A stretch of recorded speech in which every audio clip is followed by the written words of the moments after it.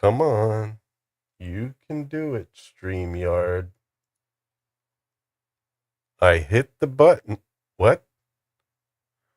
Oh, for crap's sake. Yeah, I forgot. I forgot to put the intro in. Talk about a hard start here, man.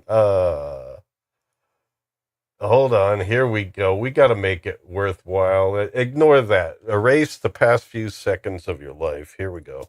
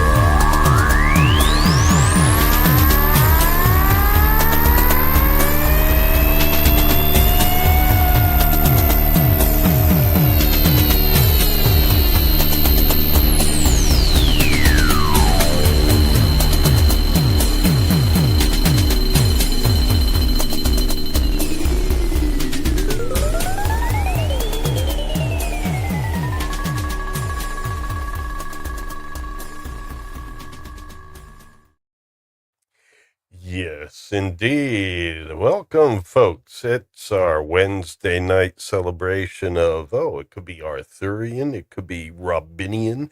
It's all sorts of tales from the British Isles. I guess that's what we can call it now. But in any case, what what is it about this Robin of Sherwood show, man? It's really special. There's something magic about it. I'm enjoying it even more this second watch through. And yeah, so let's get the other panelists up here so we could talk about it.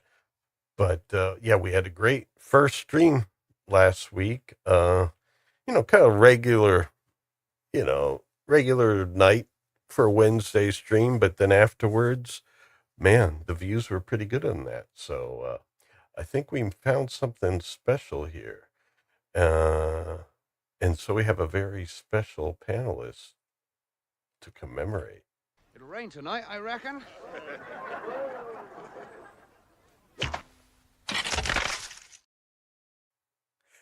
This man is indeed an archer. Hello, Colin. How are you?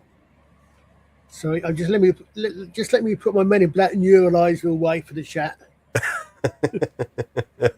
Well, I found another intro for you. How about I noticed. That? Thank you. Yeah. I thought that might be the one you were going to do at one point. Well, kind of. I actually took two scenes and merged them. So, yeah, I literally am holding in my other hand my longbow. Well, one of my longbows. Well, at what point do you think you'll be whipping it out? Oops. We won't go into that one. I'm actually going to do having watched it very closely. I'm going to do another Carrie Elwes paraphrase. Unlike other Robin Hoods, I use a longbow. Oh. So I guess later, well, but there's plenty of archery tonight, so you can tell us when when some of the other Robin Hoods try to get away with something a little less, a little shorter range. But Al- oh, Although, you sorry, first. coffee went down the wrong way. Although Flav said that something last week that made me think that actually I need to step back a little bit because I'm forgetting because I need to set my mind to that. This show is actually at 250 years BC, before the Battle of Cressy. So it's Norman. Everything about it is Norman, not late medieval. So, which is why, I know something to chase something up. Okay. I've got to look again. That okay, some of the things that look wrong to me. Okay, but I'm looking at it. Something other things, but some things I'm sort of looking at. Okay, so Yeah, I you're know just a bit a about. little bit further past middle. Yeah, In the Middle Ages. Yeah. yeah. I know how that feels. Here we go. How about this lovely lady?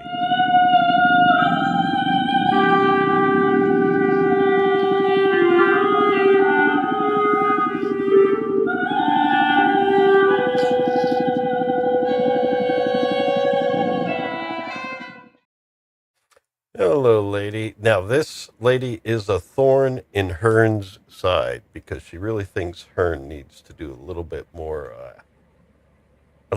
action, a little less talking. Well, if Herne knew that I existed, I would be a thorn in his side, wouldn't I? Does Herne watch YouTube? I don't know. I'd start a Herne reaction channel. Yes. And just react to all of his shenanigans here. In fact, this stream may turn into a Herne reaction channel. Talk about all of his... Oh, I'm sorry. I just switched my video slate here and it muted everybody. Oh, no. No, that's okay. It won't happen often. I should have waited till the end of the sentence, but I didn't know it was going to do that. I divide up the videos into clumps and or what they call brands in StreamYard, so they're better organized and easier to find. So, I mean, you were on a roll there, and I derailed you.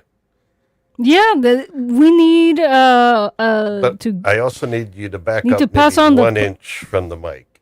All right. Just a We little. need to pass the derailment prize to Lawrence because he's the one who deserves it the most. Yes, I did Yes. it. I derailed I bet everything AI but would me. confirm that. In fact, AI doesn't even have you as a member of the show at all. That I says don't a lot. deserve it. Yeah. Yeah. Well, Gavin did warn you. Go on, boys, chop his head off. Right, silly little bleeder. One rabbit suit coming right up. Look! Jesus Christ! I warned you. Well, I It guess is that the rabbit. Yeah, that shield didn't do him any good. No. And Herne is not going to do anyone any good in this show, to be honest with you. Well, he got Robin's a believer. He wasn't in the first episode, but he gradually became a believer. I don't see why. What you say? Robin's a believer. You said he was not a trace of doubt in his mind. Yes. No, he was a member of the monkeys.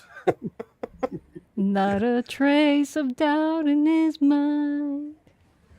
All right, we're back to HTV. In love. Whoa. No, I was right the first time. Now, last time we figured out what it was. Someone knew. I think it was Flav. I think Highland. I think it's Highland TV. Yeah, Highland. They're Scottish, I guess. Yeah, interesting. All right. And great writing back in the day when you actually had to do that with your own hand. Robin of Sherwood. So last time we know that they kind of got out of trouble, but things are unresolved. And here's our intro with the boom, the echoing arrow featuring Michael Praed. I think that's something we missed last time. we had the perfect opportunity last time to have a poll for people's favorite Robin. The one that's named Robin or the one that's named Robert. No fair, we haven't reached the third one yet, the third season yet. Oh, People aren't we that- have to do that before I can have a poll. Well, Well, no, the this only is reason I for was gonna- people the only who reason- have seen it. I was going to say, it's just if there's people in chat who I haven't seen it or don't remember that, well, they might need reminders of what the other one was. I'll just say favorite hooded man. I'll put their names: Michael Praed or Sean Connery. Should So, we put in Liza, any bring decoys? up Mog's No. comment there, Liza, could you? Let me find Mog's comment I here. think it's the last one. I think it's the last one. Oh, okay. Uh-oh. Mog can mog any Robin Hood. Oh my gosh. Mog. That is not what they said in that song.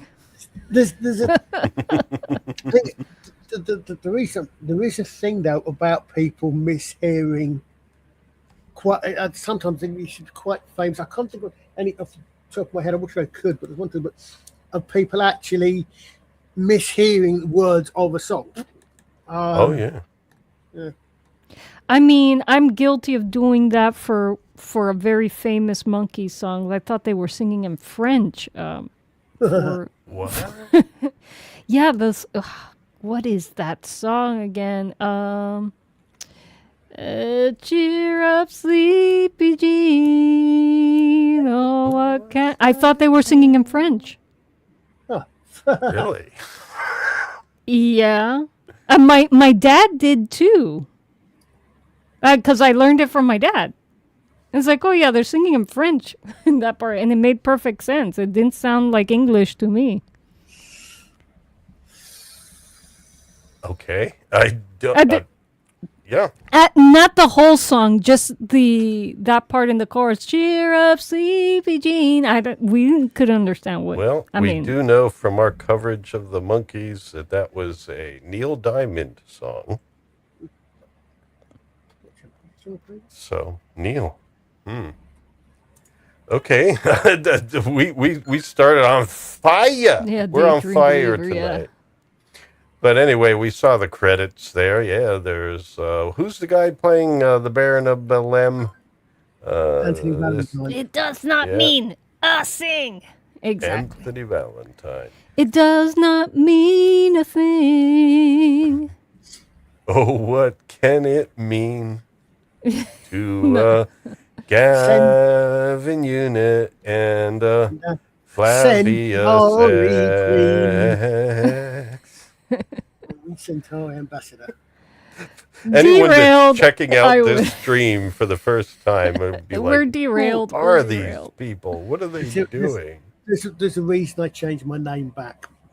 I know what I'm beating. Nicholas yes. Grace. Yes, Nicholas Grace. Reinault.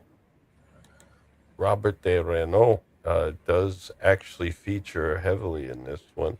He gets to stretch out. Okay, so here we go. This is part 2 of our encounter with the Sorcerer, who is the Baron de Belleme, someone who dabbles, well, more than dabbles. He's hardcore into He's the a dark, hardcore, yeah. the dark side of the occult. And we're going to start off here with some background information. We saw last time that the Sheriff of Nottingham did take a rather big, thick arrow off of Robin's father years ago when Robin was a boy. It's not an arrow. Oh no!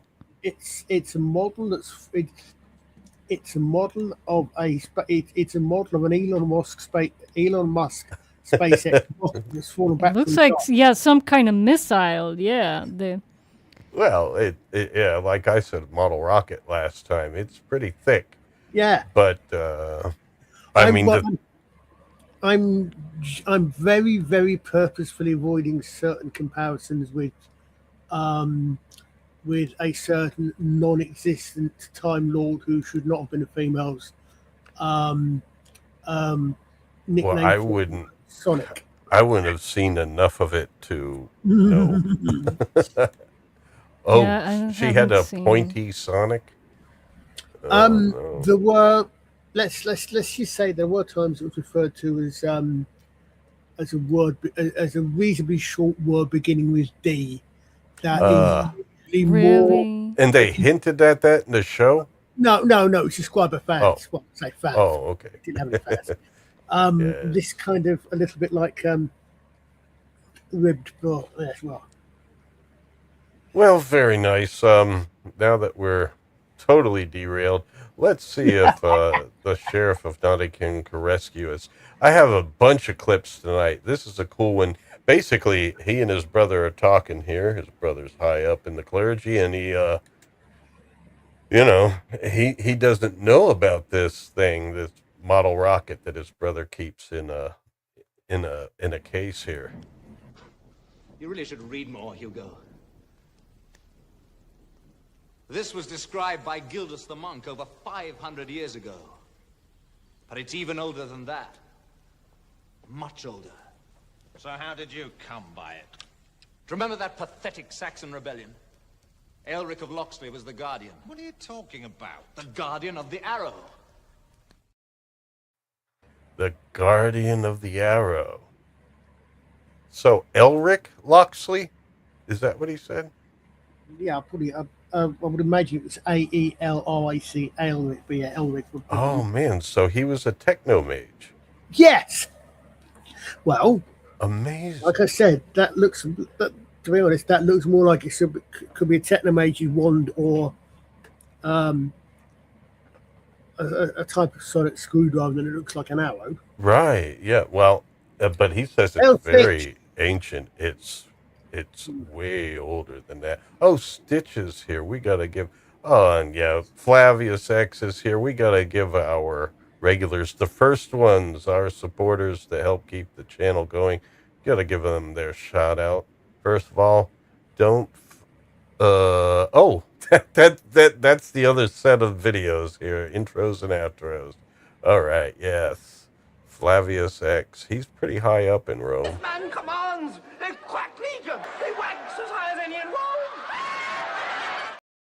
And Stitch the Elder. You don't want to annoy him either.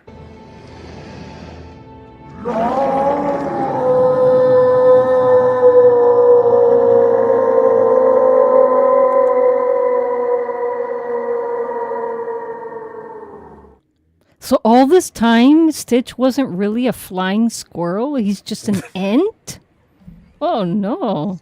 He's a tree herder. No. He's a tree herder. No, you're getting... They don't call them that, right? They call them shepherds, tree shepherds. Right? Shepherds of the forest. Yeah.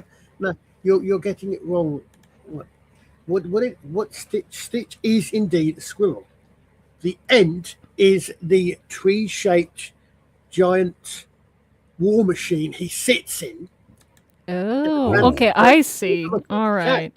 Aha, there you go. We figured him out. Okay. If you're a 40K fan, it's a tree dreadnought. Yes. He says he's a chipmunk footstool. Footstool. There's all sorts of strange language going on tonight. But it makes me wonder, how ancient is this thing? Choice. Yeah. So how far back does British history go? I guess before the Romans, there was the Britons. And now, did they have an interesting history like the Irish, like the first Irish? The Fermoans were probably like, I think it was, the legend said they had like 1 foot. Well, or 1 leg, and they just hop around going, hey. Well, it depends, but is it Gildas or Nennius? He said Gildas. No, I know he mentioned Gildas, but there's at least one of the ancient historians starts their history, the one which includes people like King Lear. He's not just a Shakespearean character. go all the way back to someone leaving Troy. Oh, Aeneas. No, not Aeneas. Aeneas is Roman.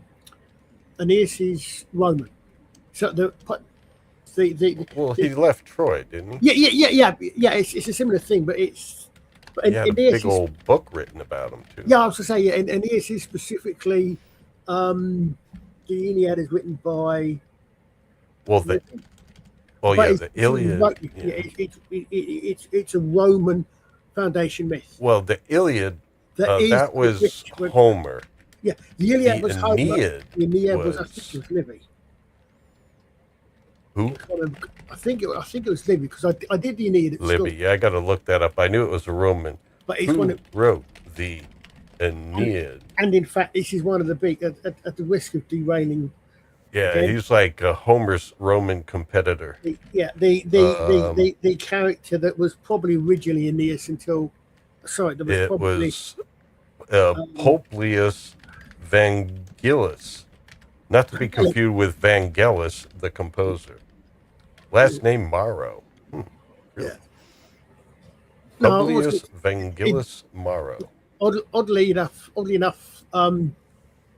not oddly, the character that was probably originally supposed to be Achilles until Hollywood bowed to, and they showed a minor degree of sanity about casting, is now Sinon.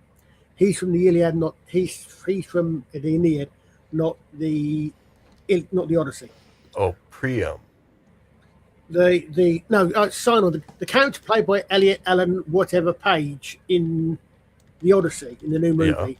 He's a Cylon. The character is actually from the Aeneid, not the Odyssey. Okay. That character, the entire character. They put them together there. Well, we're really getting off track here, I guess. I was going to say, because there is. You asked me how old Britain is. Oh, yeah. What I was saying, Oh, there is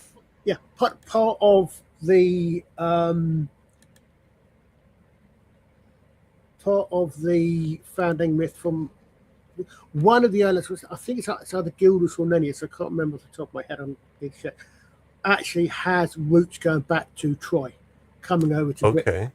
The reality probably is that Britain was probably colonized.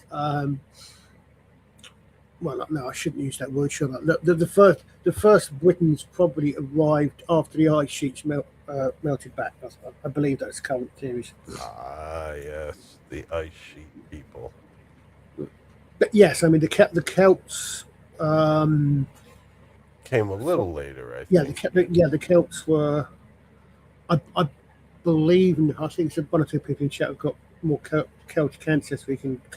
Can check or fact check me on this one, but I believe that the Celts were perhaps the first known peoples that came over after the big people at some point as well. But again, you're talking pre-history here. You're talking probably. Yeah, I know. It's amazing how. But that's a nice box. It is. And he had a box made just for that arrow. Well, it's important. Exactly that, actually. Yeah. Oh, what did he call it again? The Arrow of Destiny, or no? I gotta play it here. Oh no, he just called Robin's father the guardian of the arrow. Yeah, I think it's Herne's arrow. Yeah, probably. Yeah. Well, I think it says it's a symbol of England.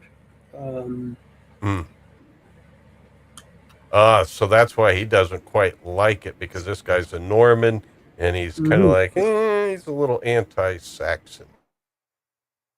So that's the general feel of it. And of course, the English, are now have a new hero, Robin, who is walking with Marion here. They're taking a little walk.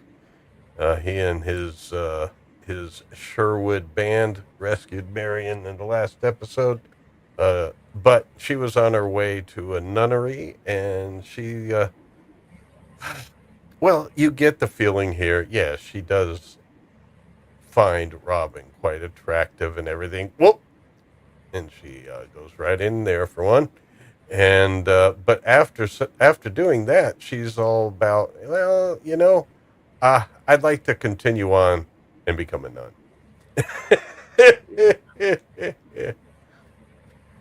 And That's then when the series ends, you get to see why. that's going to last. That's going to last all of this episode. Yep. So, but in any case, she's. I do have a little video here. I thought, did I have a number there? I must have missed putting the number on. But I have a little video here that looks like, no, that comes up later. That comes up later. I guess. I think. Or no. With the sunlight parted into darkness. All right, there we And go. pretty music. Yeah, Mari Brennan was doing that before there was an Enya. Well, it's her sister. Her sister was there. Interesting. Yeah, all sorts of stuff going on there. I think there was a lawsuit at one point. But in any case, yeah, beautiful music. Clannad did a great job with this. This Friday, we're going to be talking Clannad. Friday at 7 p.m. Eastern with Mike Mountain Hawk Gorley. And I think Colin might be joining us if you're available Friday. Yeah, if I can find that, if I get the music to listen to, Well, if anybody is interested in getting their own music to listen to, I'm not saying this is what you should do, Colin, but I do have some links. Last time, I took down the links that I had last time for the DVD set because I looked further and it looked like, that's like a used copy somewhere on Amazon, and I don't know who the seller was. So I took that down. But this, I did check. This is a bona fide Amazon link to the 40th anniversary of the album Legend, which is the Clannad album that is the soundtrack to this series. I do own the one from the 90s, so I do have this CD myself. Beautiful music. That's the 2 CD set. And this is like brand new on Amazon, so you're all good with this. And here's the vinyl version in case you want to do it on record. I would turn around and say I'm not a very musical. I would say I'm not a very musical person, but I turn around and look at the 100 or so vinyl albums gathering dust underneath the TV where the hi-fi system used to stand, and I think, okay, well, I used to be. Well, we listened to some of our records a little while ago, and man, it does make a big difference. The vinyl, it sounds really good if you take care of them. I don't actually have a player for vinyl anywhere. Yeah, and it helps support the channel even though you pay the same whether you order it with the link or not. But we need one more order with that link in order for me to qualify for being able to continue doing this. It's a trial period I'm in right now. And so if you follow that link and you decide, well, I'm not going to get music, I'm going to get some, I don't know, some vitamins instead, you can do so. And it'll still credit me with a slight percentage of the sale. And more importantly, help this channel become a regular, shall we say, Amazon affiliate. Do you know if that, being this is Amazon, I take it that is international, so you can order from something in the UK as well? I believe so. I mean, I would just say if anyone, I'm not pushing anybody, but, give it a shot. Yeah, if there's something you order from Amazon in the UK, go ahead. Like Liza, someone followed one of her links, and I guess they were checking out, something she had there. And then, yeah, it was pickups, right? Or things to make. Oh, I have so many I mean, Yeah. I have so many of my tools and materials affiliate Yeah. linked, so it could have been any one of those things. But they ended up buying dog food. Your first they sale was they dog food. yes, my first sale Even though was the link dog was food. made for like Oh, cigar box that- guitar stuff. That answers my Following question. it, if they purchase something else, it'll still credit the person Right, who that's what I provided was the going to link. ask. And it wasn't still costs the same, so it's like the same if you buy whatever you buy without the link. So it just helps with a few cents, a few pennies for us. But more importantly, right now, if I get this third one, I can keep it up, and I'd like to be able to offer like some, links to if people want a physical copy of the media we cover. So if I'm a I- bad salesman. That's So, what it is. so if I buy, say, the audio extension cable that I'm looking to get for my headphones from Amazon via your link, It should work, yeah. That's fantastic to know. I don't shop that much from Amazon. I used a bit, but that's worth knowing. Well, yeah, it's one of the places where if you need a special type of cable or something, it's usually the best thing to do right now. I mean, yeah, I'm not like they're saying, hey, you should buy stuff from Amazon all the time. No, just now and then they're the go-to for certain things. Well, I was Liza will love this. I was actually looking the other day to see how much Spotted Dick, Oh gosh, simply because to shop on the- Amazon. Yeah, because there are so many, and there are actually a load of people that actually supply the pre-cooked ones that I normally buy. But they're Well, all I don't want to get banned from Amazon. I mean, let me search Spotted. no, Dick. no, literally. I mean, because it's the Aunt Bessie's ones that I buy, but unfortunately, the shop that I buy them from seems to stop doing them, and they're about 50% again in the other shops. So I was looking, and I know sometimes you can find. Well, Because a lot of people also sell in bulk, and well, So- here they have it. Here, Yeah. $7.10. It's expressed to dollars, and there's only 2 left in stock. Order soon. yeah. You can Sorry. get your own Spotted Dick. Oh look, So if I'm you not- Stitch is funny. If you see a kickback for camping or fishing gear, you know it was me. That's cool.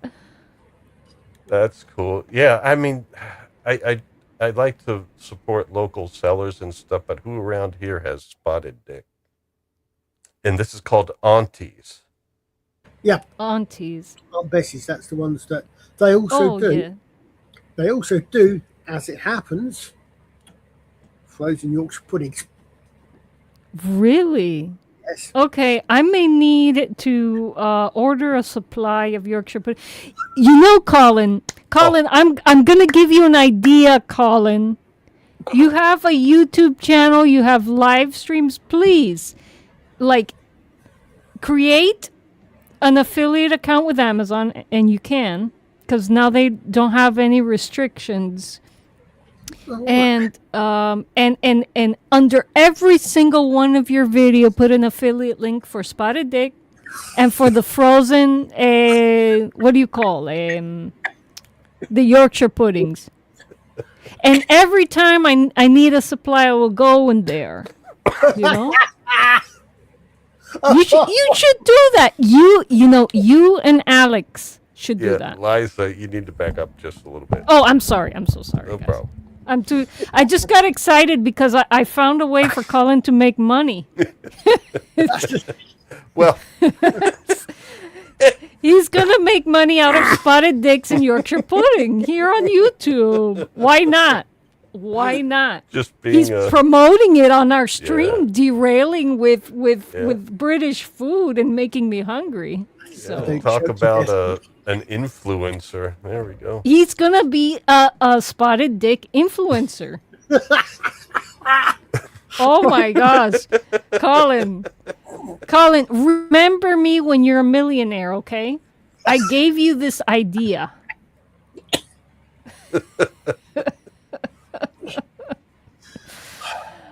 Oh god. Oh Too boy. much.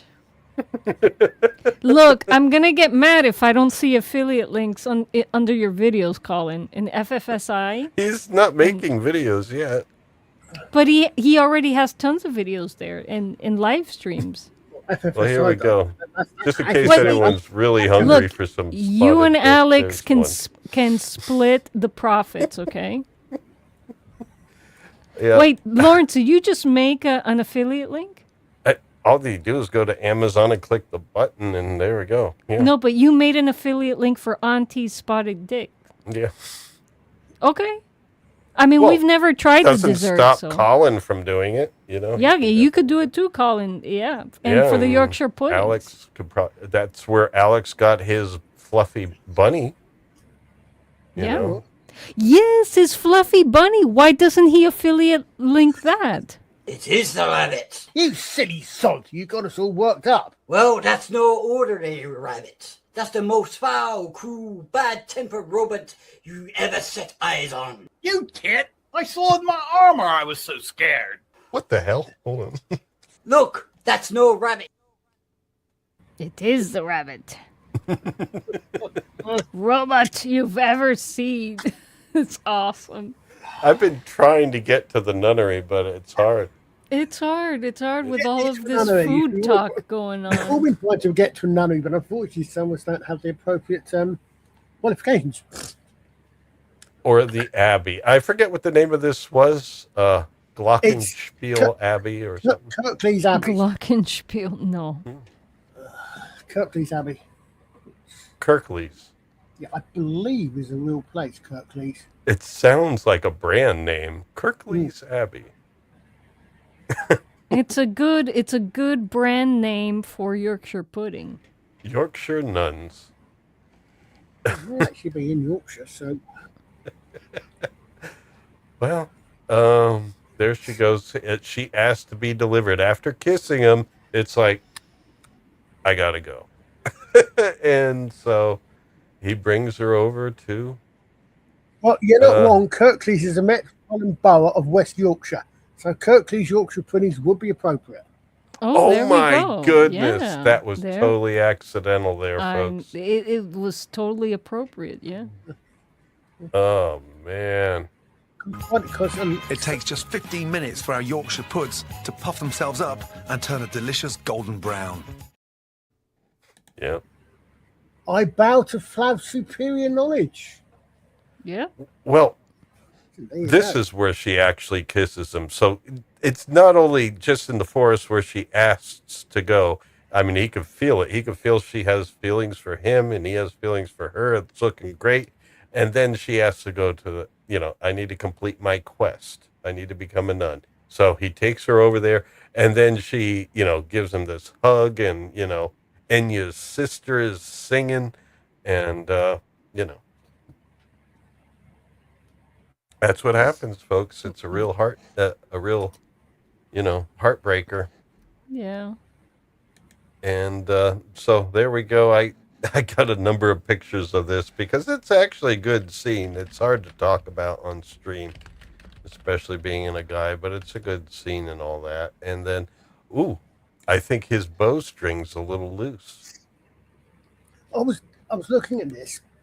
I actually worked this out, and this is one of the reasons why I got my bow out. Uh-oh. Because if that's correctly strung, you can actually carry a bow over your shoulder because your shoulder. Well, it depends. I mean, in my case, I've got weak spindly arms, but my shoulder is my shoulder will fit in the gap with my properly strung bow because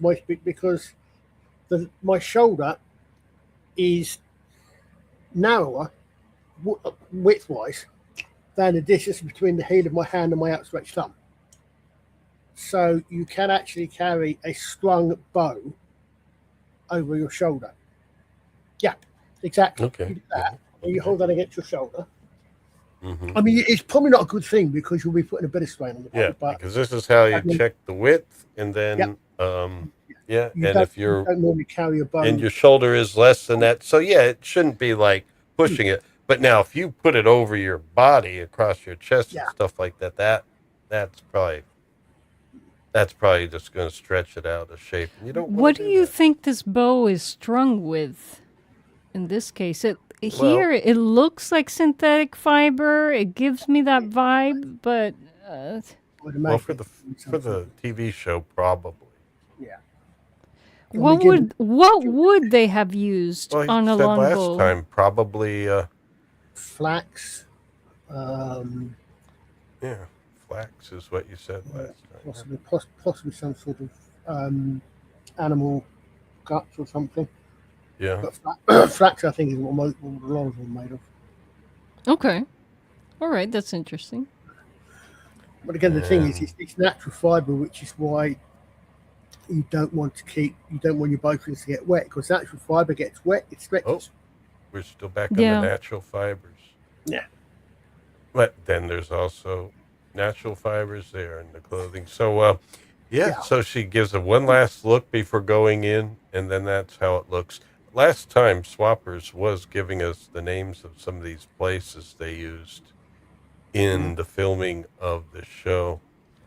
And I was going to look that up here in case there's some interest. That's a beautiful church. I was going to say, Abbey, yeah. It's gorgeous. Medieval architecture is gorgeous. I really miss Europe for that. It's just filming locations. beautiful There's places. oh man, I have to click this. Can I get it larger? Yeah, now I can see it.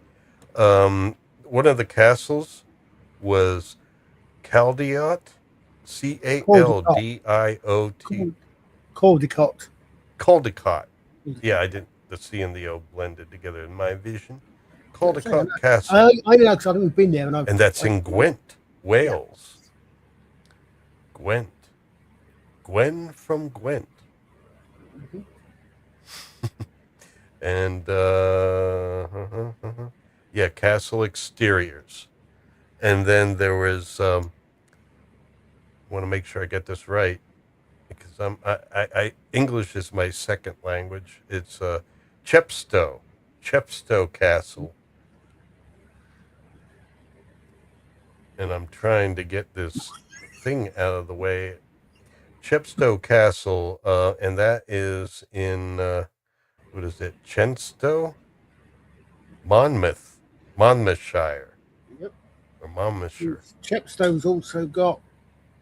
Chepstow, I think, is also famous for having horse racing. Okay.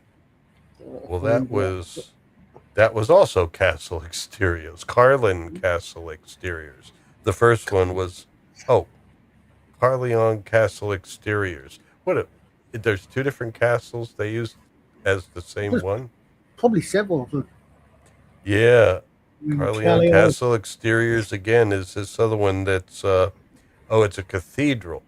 Now, the thing that some filming in Wells Cathedral as well, I think, which is there's some bubbles that were kind of covering up some of what he sent me here, unfortunately. Bristol. I was going to say, I think you can see that's a modern building, but having said, I'm not sure, because I'm not actually sure if there's glass in those windows or not. Looking at them. Well, they're because I would have thought that probably the modern building would have glass in it, but I'm actually not sure. Looking at that, I'm genuinely not sure. Well, stained glass was around in the 12th century, I think. Yeah, but it was no. But the thing is, you didn't tend to have much. If you're in a defensive situation, you want small windows. But no, but it might be. But if it's an outdoor walkthrough,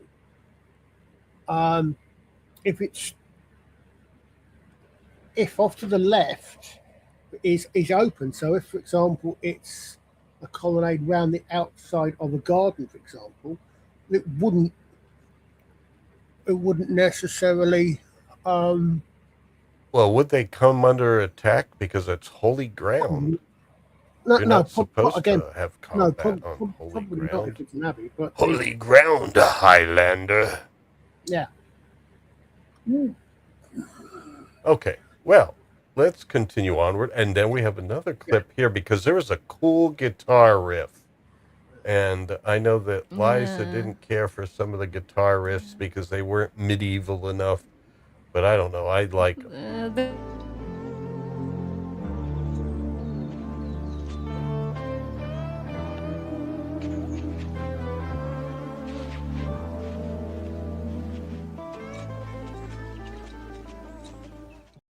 We'll see if after this stream you're watching us in the rewind and there's a bunch of like places where there's silent parts or things that got cut out.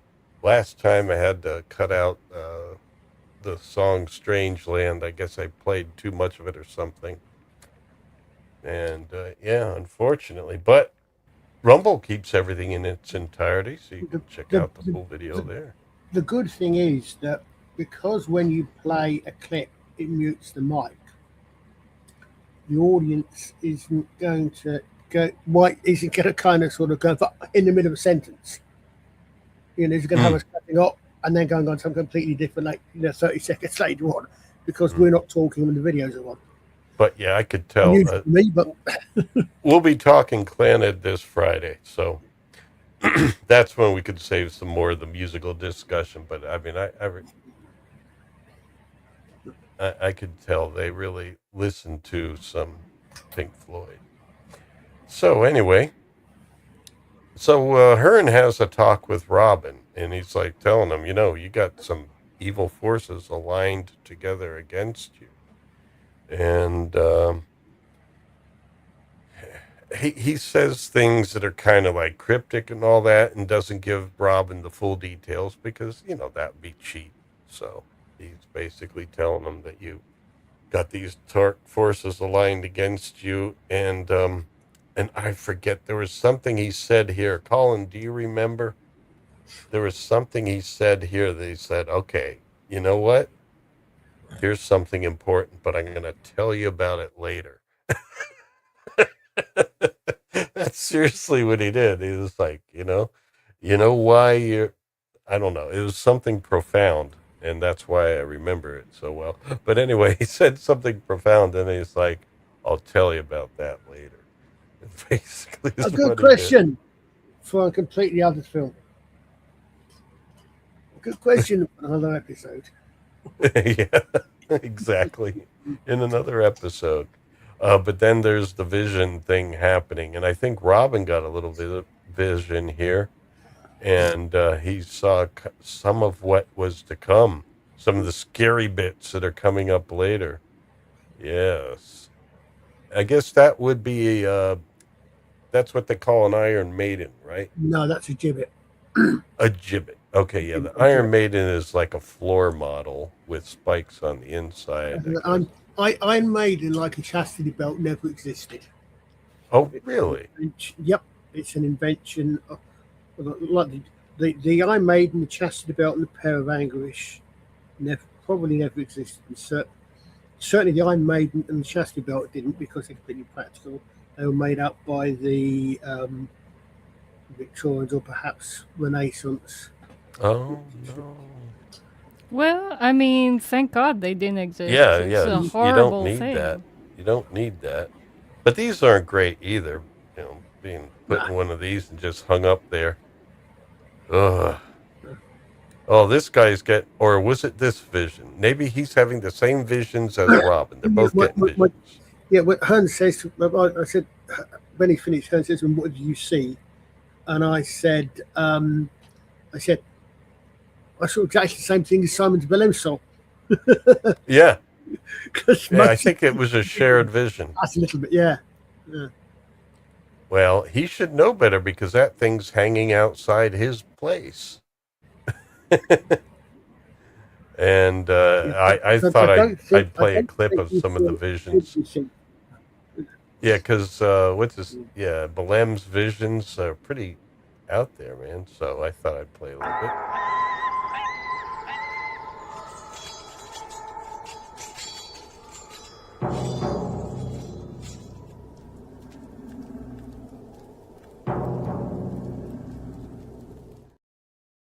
It's like, are they visions or are they ideas of things you're going to do? I think they're supposed to be visions of the future. Yeah, I think so. Yeah, they are. But at least hanging up Marion, he did that. Yeah, he did the whole bondage thing with Marion, and but in any case, he has some more visions here. I can only play small amounts, so yeah, I think he got visions. Oh, I did put it in because I knew my brain would not would not do it. But he said something really profound here. Yeah. It's not dreams. It's my controls are covering it up. So could you please read that for me, Colin? Not dreams. What binds the hunter to the hunted? That's the question he asked them. He asked them that profound question. These are not dreams. But if you want to know what these are, you got to answer this question. What binds the hunter to the hunted? And he's like, I'll tell you later. Who are you? Yeah. And then, what must I do? And then Herne does actually tell him what he must do, but my controls are covering it up. Could you read that for me, Colin? What must I do? Act without thinking. That's Herne's advice. Act without thinking. So those good advice that is. But... Well, it depends. Depends on what you're doing. Like if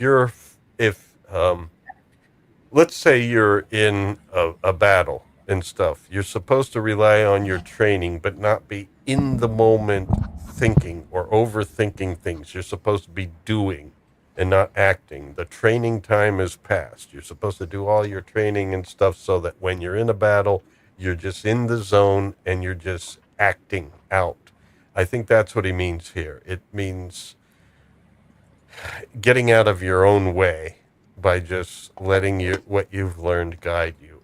I mean, he doesn't say that, but that's what I'm assuming, because what I'm thinking here is like if you're going to be acting and not thinking, that's the thing that comes to my mind, or like any sport. Or Liza, you did martial arts. Like in martial arts, your mind's supposed to be clear, right? Well, it's like music or learning an instrument. You do enough movement so many times in a particular context that when you need it in a sparring session or in competition or whatever, it just happens. Yeah. So you practice with your archery targets, and so when it's the real deal, you're not thinking, you're just... Well, at least that's what I'm thinking. Otherwise, it's just cryptic stuff that Herne said. What I really think is that Herne is a Vorlon.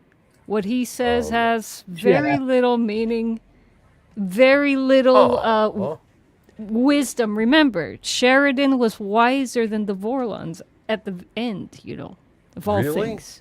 He was. Yeah. So he told them, we told them to get out of the galaxy, right? Oh, yeah, that's true. Yeah. So what you're saying is you need someone to do a slight edit of that clip with Marcus. Then next thing you were telling me that's not Herne. Oh, you mean it's this not one? Herne? No moral ambiguity. That one, this one. Now. Next thing you'll be saying is he's not Merlin. Yeah, next thing really he's not Herne. Yeah. Well, there you go. Well, we do have... He was as useful as the Vorlons were on Babylon 5. One moment of perfect beauty. Exactly. Exactly. Well... He just recruits sons and has them do all of the dirty work. Mm. Well, by the end of this episode, Herne does something that Kosh never did. Like what? Kosh wasn't there to marry Delenn and Sheridan. Was it? No, he wasn't. Well, the shadows killed him, but he would have been. Oh, really? Yeah. He would have, Kosh would have officiated that wedding. Oh, really? Oh, yeah. I like that, officiating. That's a good term for it. Well, I think that's what it's called. Yeah. You need an umpire. Yeah. Officiating is an appropriate word. Yeah. Well, anyway, Robin's coming back and he's trying to tell his gang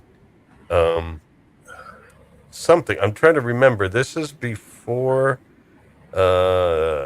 Marion gets involved. Oh, this is where he's come up with the idea that he's got to go in to town, and he's going to do this archery contest because he needs to recover the arrow of Herne. And the sheriff has it, and sheriff is having a contest of archery to see who the best archer is, and the best archer gets the arrow of Herne bottle rocket as a prize. Now they're warning him. They're like saying, "This doesn't sound good," and then they're telling him about this French guy, well, a Norman, shall we say, that that's going to be there. I think his name's Flambe, Walter Flambe, and he's really good. They're like, "Oh no, you don't want to do that." But the other thing is, Nottingham came up with this thing as a trap. It's the trap problem, because he's like, I bet he'll come, because his father was the guardian of the arrow, so he's going to want it. And, we're going to have a contest and give it away as a prize. Obviously, he's going to come because we're doing archery. It's his thing. It's not like we're doing bowling or anything. But they're warning him off, but he's going to do it. He's not listening because he's not been warned by either a Vorlon or a Mon Calamari. Right. He should be Mon Calamari saying it's a trap, and he understands. It's a trap. Yeah. Yeah. Of course, it's a trap. Yeah. Of course, it's a trap, but I know it's a trap. So anyway, here we see the town, and man, I mean, this is a good set of scenes here, because it must have been like a real, Renaissance fair type atmosphere here. Of course, they're shooting a TV episode, so no fooling around. I was all tempted to go, yes, and oh my god, yes, oh my god, this. So here we go. I mean, modest clothing, head coverings. Yeah. And something else. And what's that? Before. Color. Yeah, it's a bit colorful. We have the greens and color. Yeah. It's not all the drab browns that Hollywood tends to seem to want to put the Middle Ages in. Yeah. They warned him. They did. And Gavin was right. He even shaved a bit to make his goatee really stand out. Were berets a thing yet? Well, he's a Norman. They lived in France. That's where they got the idea. It's not that easy. Yeah, that looks like again. It's all a hat. If you think about it, all a hat is made of material sewn into place to fit. So that's more of a loose hat than a beret. A beret's a bit stiffer, thicker material. Didn't you have berets like this though? The Spanish berets, license? Yeah. I had them. This looks like a big beret. I don't know. Yeah, I think it's probably partly the color and the angle. Yeah. I mean, it's literally it's just a big cap. I mean, the impressive thing is the colors that black, because black is was one of the more expensive dyes. Right. Yeah, in the what do you think, where did they source, I guess, the pigment for black dye? I don't know. I'm trying to remember Worm Unlimited. Yeah, because I know that there was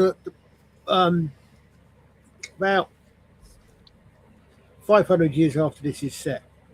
When you've got the English Civil War going on, the one official Civil War, the several we've had. You've got there's a regiment, there's this regiment from Newbury, raised by the Earl Rivers, and he went bankrupt apparently because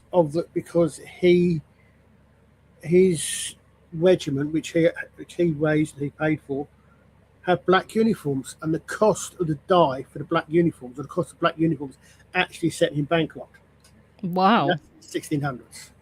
Goodness It was notoriously difficult to make black dye in the height of the medieval period. Yeah, I'm looking at it now.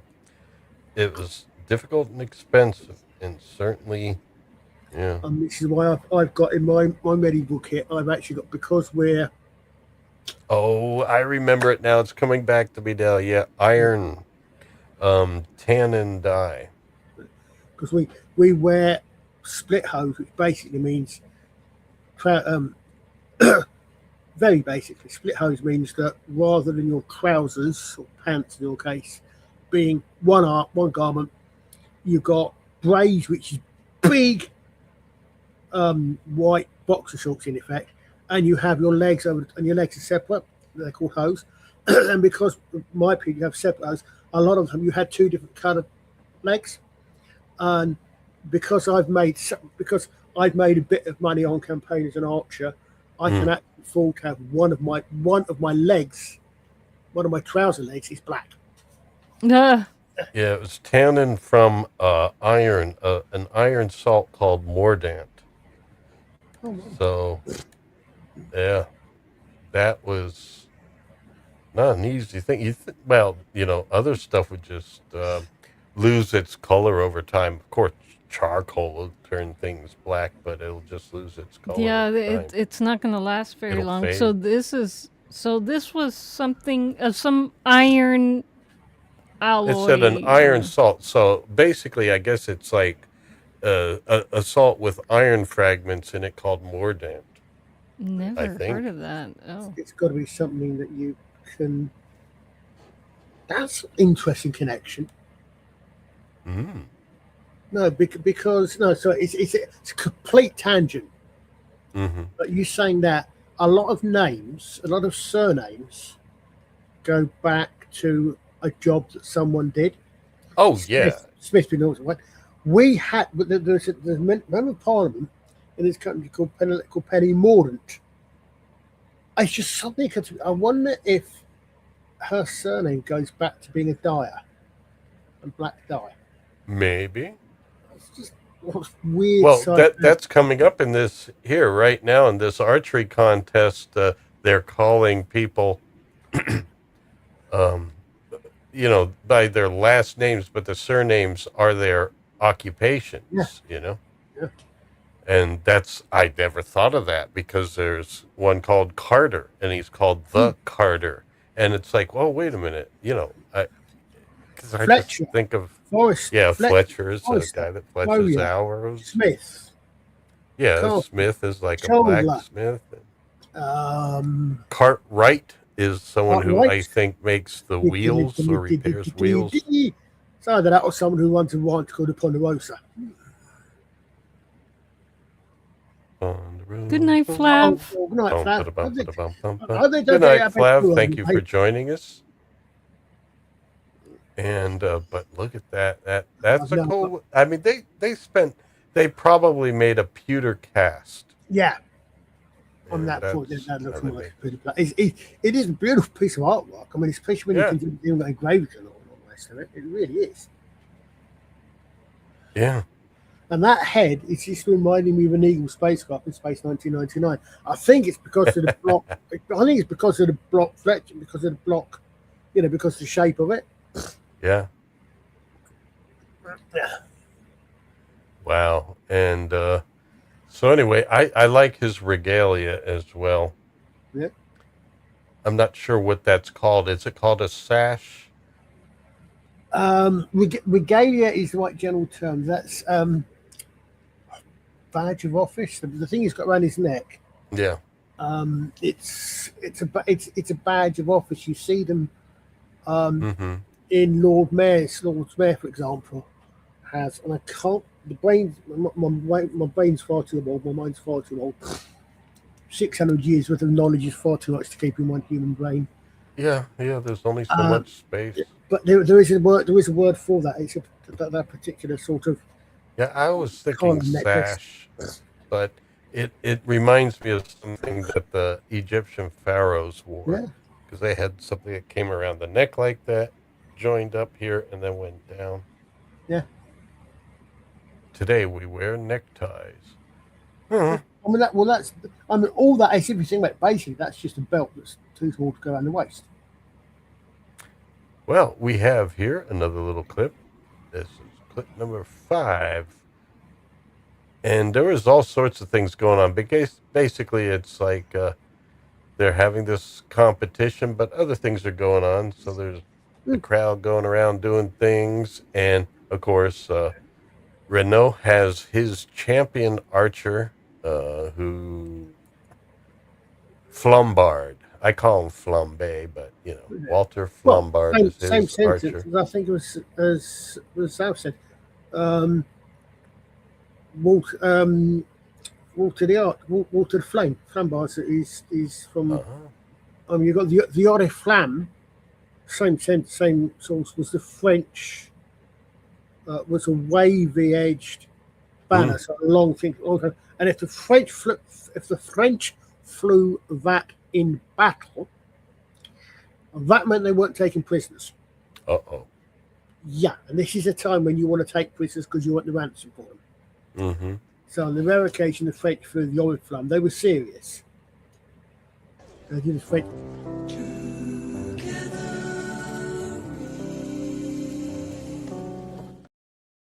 Well, the French were a little laid back in this one. Ba-doom-ba, ba-doom-ba, I wonder. ba-doom-ba. You see the chap on the right there in the straw hat. Yeah. Yeah, I think we have him coming up again. Yeah, that hat looks very much like the one worn by James Mason when he was in. I think it was in the movie version of Ivanhoe when he was. Rebecca's dad. I can't remember what his name is. Isaac of York. So I'm wondering if that is if that is actually a Jewish male headgear. It might be purely coincidence. I think we have a closer up version coming, so we can look at that. Or it's like a similar hat. Yeah, I got all sorts of headgears here. Yeah, so have I. Got one of those, pretty similar to one of those. Well, I mean, I got pictures of them here. I don't actually own them. And here's another hooded man. Yep. And then we have an unhooded man. Yep. Or young boy. I don't know. Boyish man in between. And here we go. We got the rain hat sort of thing. Okay. Okay. Gisborne, there's a hint for you, mate. If you look at all the guys that are wearing headgear that completely covers their heads and their faces, they're probably the ones you want to be suspicious of. Right. Because I noticed that all of Robin's men are wearing stuff that kind of quite well conceals their faces. They're not wearing masks, obviously, but Well, Belleme has his own headgear too, which kind of has a Middle Eastern flair to it. Yes. We'll see him coming up again, and there's plenty of pictures of him. And so I think he's calling things to order. Oh, yeah. And then Tuck even has a front row seat. That's nice. But here the sheriff is announcing that, he's pretty confident in his archer. Now look at this. Yeah, they did a good job. They got everyone together to have a scene. None of this is CGI, folks. You had to get people to do it. The other thing they had there that I noticed, I don't know if you've got clips or slides off, but you see tumblers, you see entertainers. This whole thing has got a very jovial, festive atmosphere, which is correct. It's a sort of competition. Yeah. You have market vendors and everything. Yeah, very much. And look at that! It's now, holiday. Now that pattern looks like something from the Orient.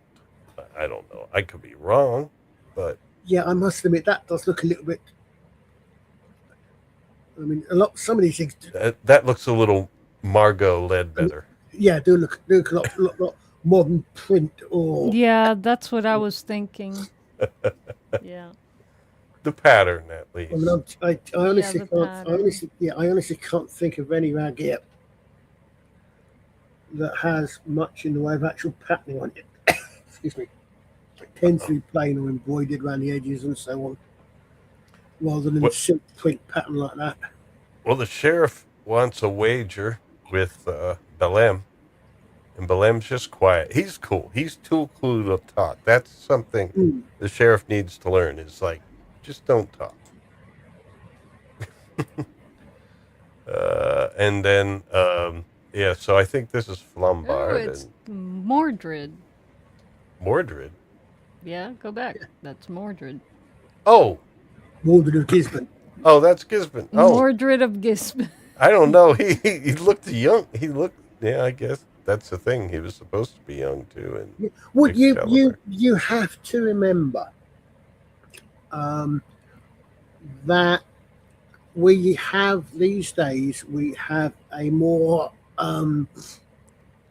we extend childhood. For example, the Black Prince, Edward of Carnarvon, oldest son of Edward III, my king, at the Battle of Cressy, he's 16 years old when he wins his spurs. He's leading a wing of the battle. 16 was considered, certainly amongst the military. I mean, there was very little in the way of what we would call a childhood these days. Wow, yeah, Robert is winning. I call him Robert because that's his name. Robert of Huntington is winning our poll.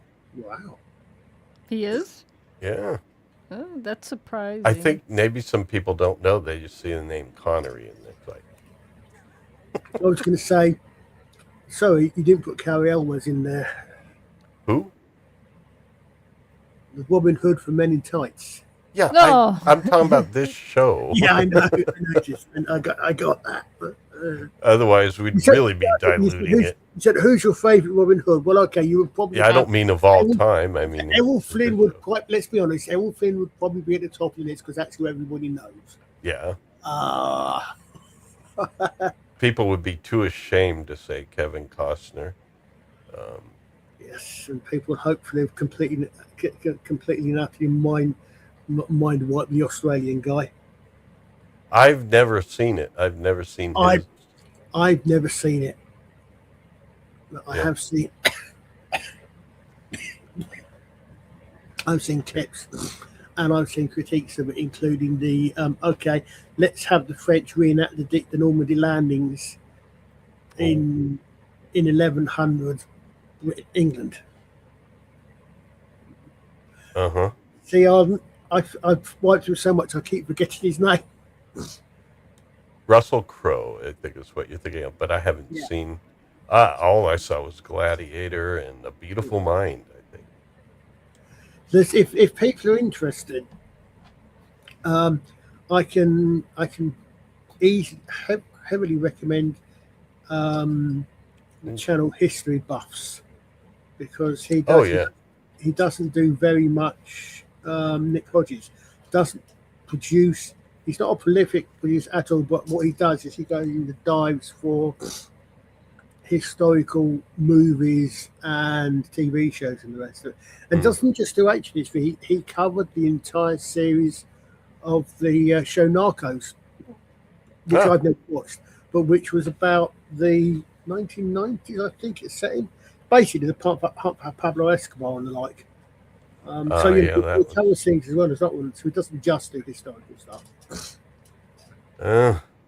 Well, our Robin here is all dressed up. I was wondering, where do you get false beards in the medieval period? I guess you gotta get somebody with white hair to cut it. Yeah, well, I didn't say. Probably, I think. Yeah. Well, he got it from somebody. And so we're seeing all the outfits. And now that guy in the middle there is named Nasser. He's Nasir. He is the Belleme's archer. And I guess you would say tough guy. I was looking him up because, I'm going to cringe again because he's wearing bloody braces on both his arms. Why are you wearing braces on both your arms? You're not ambidextrous. Maybe he is. And if you are at least wearing the right way round, please, you've got the one on your right arm the wrong way round. But that's beside the point. Mark Yikes. Ryan, the actor, he was only supposed to be in this episode, but the producers liked him in his chemistry that they changed it to keep him in. He could act with his face and body posture and everything very well, because I don't think he says anything. Oh, he doesn't. He doesn't say anything at all. Yeah, Mark Ryan. But his IMDb is quite impressive. He did some fight choreography, I believe, for this as well. So when you see the sword fighting, he actually learned fight choreography, and he's actually a fight choreographer. Okay, so it made sense to have him in the show. Yeah, and apparently later on he also actually worked as a PI in Los Angeles. I don't mean he played a PI. No, I mean apparently he worked as a private investigator. Wow. Okay. In L.A. Yeah. Interesting. Now, where does? I mean, obviously he. But was he like living in the UK at this time? He's British. He's British. Okay, yeah. So he's. Yeah, but he went. But I think this was one of his first big breaks. I think he went on, but then he went, obviously like a lot of others. He went on to America. He's been in a lot of movies, done a lot of stock choreography, and the rest of fight choreography. He apprenticed as for what do they call it? Stunt coordinator and the actual guy in charge of coordinating on a couple of really big Hollywood movies. Yeah. Now, is this string mail again? Yeah. Yeah, I'm easily certain it is. Look at it. Yeah. It's all right, I guess. I wouldn't want to have to. Well, I guess you wear what you can afford. You know. Oh, there's studs again. Yes. At least they're not that big, you know. There's when I noticed something, and we'll get to something in a little bit that actually made me realize something when I finished shouting. Especially these. It's like the studs are so small. It's like they're not going to accomplish anything, really. There is what was it? Hold on. Was it Flav? No, was it Flav or was it Gav asked earlier on? I'm just trying to find what he said. I don't know. I mean, so his comment was something. How would you describe Guy of Gisborne's armor apart from bollocks? Laminar, reverse limiting, fantasy armor. I think I can honestly see a lot of fantasy Dungeons and Dragons. Or let me put it this way: I could describe quite a bit of the things in here in fantasy Dungeons and Dragons terms. Yeah, well, the thing is, it has a lot of cape to it, especially when we see it later. Yeah, Gisburne and a lot of his soldiers, they have capes. Yeah, and you would think that would just get in your way. No, because amongst other things, if again another channel I can, if you're interested in this bit of history, another channel I can recommend is Jason History Project. I'll check it up and get back to you. But he does again. He's a medieval reenactor, and he does a lot of these things explaining about medieval life. He said a cloak you can wrap it up in. I mean, if a cloak is wool, which probably would be, a wool cloak is quite warm and it can actually be quite waterproof. So it's practical. It's cover, and also if you need, it keeps you a bit warm. If you're in a cold period or whatever. Well, maybe if you're right, you literally just flip it open and your hands are free. So maybe when you're doing the search party and stuff, but I don't know here. Well, anyway, he's got something just occurred to me. Do you think that Sam Neill could have played a good Robin Hood?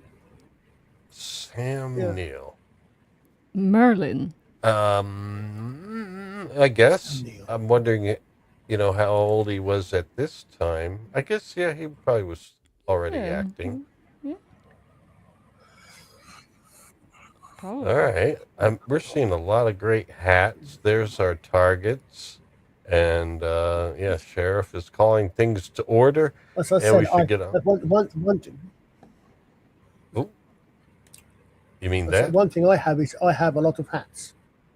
Oh, yeah. I have similar to that. I've got a couple of hoods. Well, we have here a tabard, and we see that fluttering in the wind, and I wouldn't stand in front of the targets. I like it. No, I like that. I love the fact they've got the pig running around because a lot of you would have had animals running around. Mm-hmm. That's you could well have done that one. I mean, I don't know that pig. Probably not now. You might have had a pig there, for example, that was going to be slaughtered and roasted for a pig roast, because that pig roast that will feed a lot of people. Yeah. So you might have had that, but obviously for this proceedings, you'd probably have got the fire built up by now. Oh yeah, but you could at least have the pig walk its way over to it. That way you don't have to. Well, yeah. But yeah, as I said, I mean, I like that. I do like the fact they've got the pig running around free. That is a nice little touch. Mm-hmm. And here we are. This is box seating. Tuck at the back. Gisburne looking casual there to the side. Yeah. All right. So anyway, calling the event to order, and we're already starting. No, what happened, Colin? I heard. I guess he saw posture. Yes. I finally got the point. There's not one longbow in this entire thing.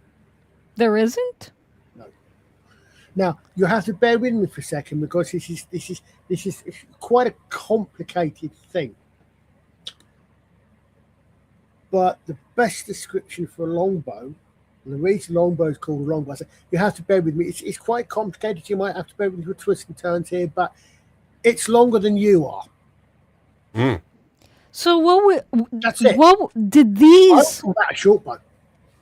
Oh, okay. So there was a short bow. So these are short bows that they're using, not long bows. I say this is where I would use, where I would probably be slipping into fantasy terms. That's almost a short bow. So this is and you're saying this doesn't line up with the range that they. I'm genuinely not sure about the range, because the thing is, with the short bow, the one thing with the long bow, when a long bow is unstrung, it is straight. Right? Mm. Short bows are curved bows, so that bow, when it pulls back, if it's a shortish bow, especially which one Nasir's yarn I come across, Nasir's bow is a Saracen type bow. Mm-hmm. Or it's the sort of boat that the Saracens were using, and it might explain why that horrible shooting like that. You draw back to your ear, not your chin. Although admittedly, it's you see. I realised after about 3 rewatching of this particular thing, I forced myself. You actually see them coming up into the A. Now, normally, the reason we can get, and again. No, I haven't got a short one. Mine is so long, it's about 6 inches taller than I am. And I'm short. Nah. Gavin trying to bring you down. Gavin is derailing again. My self bow, which is basically just one piece of wood, is, however, a bit bent, because the guy that owned it before I did was a lot. It's probably too tall for me, because he was a big bloke. The guy that owned it for me was probably well over 6 foot, and he was built with it. And this bow's been used so long that it is actually unslung. It is still slightly curved. It's not max as curved as it used to be, but it's still slightly curved. So did these short bows, were they in use in Europe at this time? Oh, yes. I mean, the thing is, okay. I was watching this, and it just occurred to me that some things that I have to really bite my teeth as an Englishman and admit to. And I'm so glad I do so many shows in Wales because it keeps me honest. Yeah. Well, they imply throughout the show that only the rebels use the longbow and everybody else uses swords and crossbows and stuff I don't know. I think there's one thing I love at the end. Okay, fine. You've got a bow. What do you do when you run out of arrows or you have to go and get involved in combat? That's what you've got, a sword or a hatchet or even a hatchet. You've got a melee weapon. The thing is that, of course, and I had all this whole thing, but I talk about this mainly because I give this quite a bit. That historically speaking, the big battle at Hastings, if anybody knows much about Hastings, apart from the stuff that's on the doubly misnamed piece of propaganda called the Bayeux Tapestry, propaganda and secret messaging from the resistance, but I can get into that later. Basically, is that Harold gets shot in the eye. Debatable, interesting to discuss that particular frame, but so this was really part of the Norman conquest for the Normans. The Normans are the one that used bows. The Saxons tended to use more throwing weapons rather than bows. So the bow comes in. It kind of stays in use, but it doesn't. It's not when most people who have any, and I'm not being in any way putting down people. It's what most people tend to think of, especially if they've been exposed to certain historical tropes. The idea that every Englishman trains with a bow, etc., etc. Now, that's not the case. The bow is there because the bow is a simple weapon. It's a simple to use weapon, and the longbow is the one that requires a lot of practice because the longbow is the one that puts a lot of power into it. A short bow like this doesn't have as much power, so it won't have as much range. But the storyline, the history basically is that we're using bows go in and out of fashion in England. Where we actually start appreciating the bow again is when Edward I goes into Wales. Now, for all our Welsh listeners, and there are reasons why Wales has got so many beautiful castles. The purpose of a castle is to, what do they call it? Force multiplication. The purpose of a castle is to stamp your authority on someone that doesn't want it. The Welsh shot at the English with bows. The English did one of the things that the English are really, really, really good at. The English, by which I mean the Norman kings, said, hold on a minute, these guys are causing us a lot of problems. This is a good weapon. Right. We are going to standardize it. So it's the English Norman kings under Edward I probably that really starts it, that brings in this whole idea that every Englishman or every English peasant, and that's 90% of the population, remember, must practice the bow from the age of 6. He must practice the bow every week after church, after mass. Okay. And that's when it comes in, because and that is why by the time you get to the 1340s, by the time you're 16, you've been pulling a bow for 10 years. You've got a decade of practice of this thing. You are capable of pulling a 70, 80, 100 pound bow because you're likely to be a peasant, which means you're likely to be reasonably well built, reasonably strong. Your shoulders, your musculature is going to change. So by that time, by the time you get to the 1300s, every Englishman is an archer. How often are you? That's not really the case here. We haven't the bow isn't quite in so much ubiquitous use, but we still associate it with Robin Hood. But you look at all these bows. Not one of these bows. I mean, that one's coming a bit close, perhaps, to being a long bow. But I thought, hold on a minute. But to be quite honest, I genuinely don't know exactly I tried to look it up, and most of the bows we see later on that the Normans used were crossbows. So the idea of a Frenchman being the king's archer is a bit. Well, Gisborne's men use crossbows, so Yeah. that would work here because they're the Normans, and Yeah. But the Normans were the ones that were using longbow or bows, not necessarily longbows, because a longbow has a specific meaning. Mhm. Bows at Hastings. Right. Well, in this, they do. Gisborne's men use the longbows for longbow purposes, and the crossbows. Yeah. In And there's a bit in the end battle that I really, really like with the crossbows, and that we'll talk about when we get there. all right. Yeah, I'm going to move along a little faster Please. here. Please, I know. Don't worry. Don't worry. But, there's cheers for some of the marksmen doing good jobs. Robin's doing good. And we'll see that there's like I'm not three sure I'd that want to kind of. stand that far down the shooting line, but just in case an arrow gets pulled off to one side. But Yeah. Well, everybody's watching and feeling kind of good. I don't know. I think he's daydreaming. Yeah. the whole point of this was to bring Robin Hood and his suddenly become a thorn in their side. Yeah, I know, but it might as well, try to win some money from Belleme at the same time. That's what Nottingham's thinking. I don't know if it's just I've got a lot of problems with this guy. I would not be wearing I don't know anybody who really. His grip is atrocious. Yeah, he's wearing like leather driving gloves. Yeah, I mean, I wouldn't. Left hand, yes, definitely. You've got to remember that fletching is feathers. That can be quite hard. If that catches across the top of your hand, it can cut it. I've had fletching cuts; they're painful. Ooh.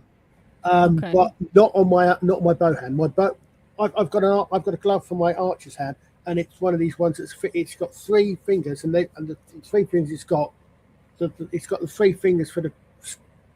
It's got fingers for the 3 fingers that are on the bow string, so my middle 3 fingers. But they do not have any tips on, so my fingers are bare about halfway up the second joint, so the first joint is bare. The other thing is, it took me ages, and I'm still not sure about. I still don't know whether or not that guy has actually got his thumb over the top of his arrow. Yeah, it's hard to tell. I mean, looking at it again, these are all really small clips. Yeah, and I mean, looking at it again, I keep thinking, okay, it's probably the angle. Yeah, because I would think so. Yeah, it's probably because they actually do let their arrows go, and like all these shots, you do see the arrows fly. So it's like that would hurt. Well, he hits great anyway. And that's a nice little hat there. Yeah, that's better because he's got he's not wearing gloves now. As I said, left-hand glove because he's everyone's your left arm should be straight out. But again, I'm talking from longbow use, so every time I'm doing it, I'm thinking left arm, the arm holding the bow straight out. Again, good grip on that one. And also, you see the tip of the arrow quite nicely. Yes. Well, so far, the sheriff is happy with Lombard, and Belleme's taking a drink. Or no, this is the. That's the bishop, and that's Flambard. That's Flambard. Oh, there's Flambard. Yeah. Now, what kind of tips are they using there? This is my point. These are probably target tips, so they're not overly sharp, but they're certainly good enough.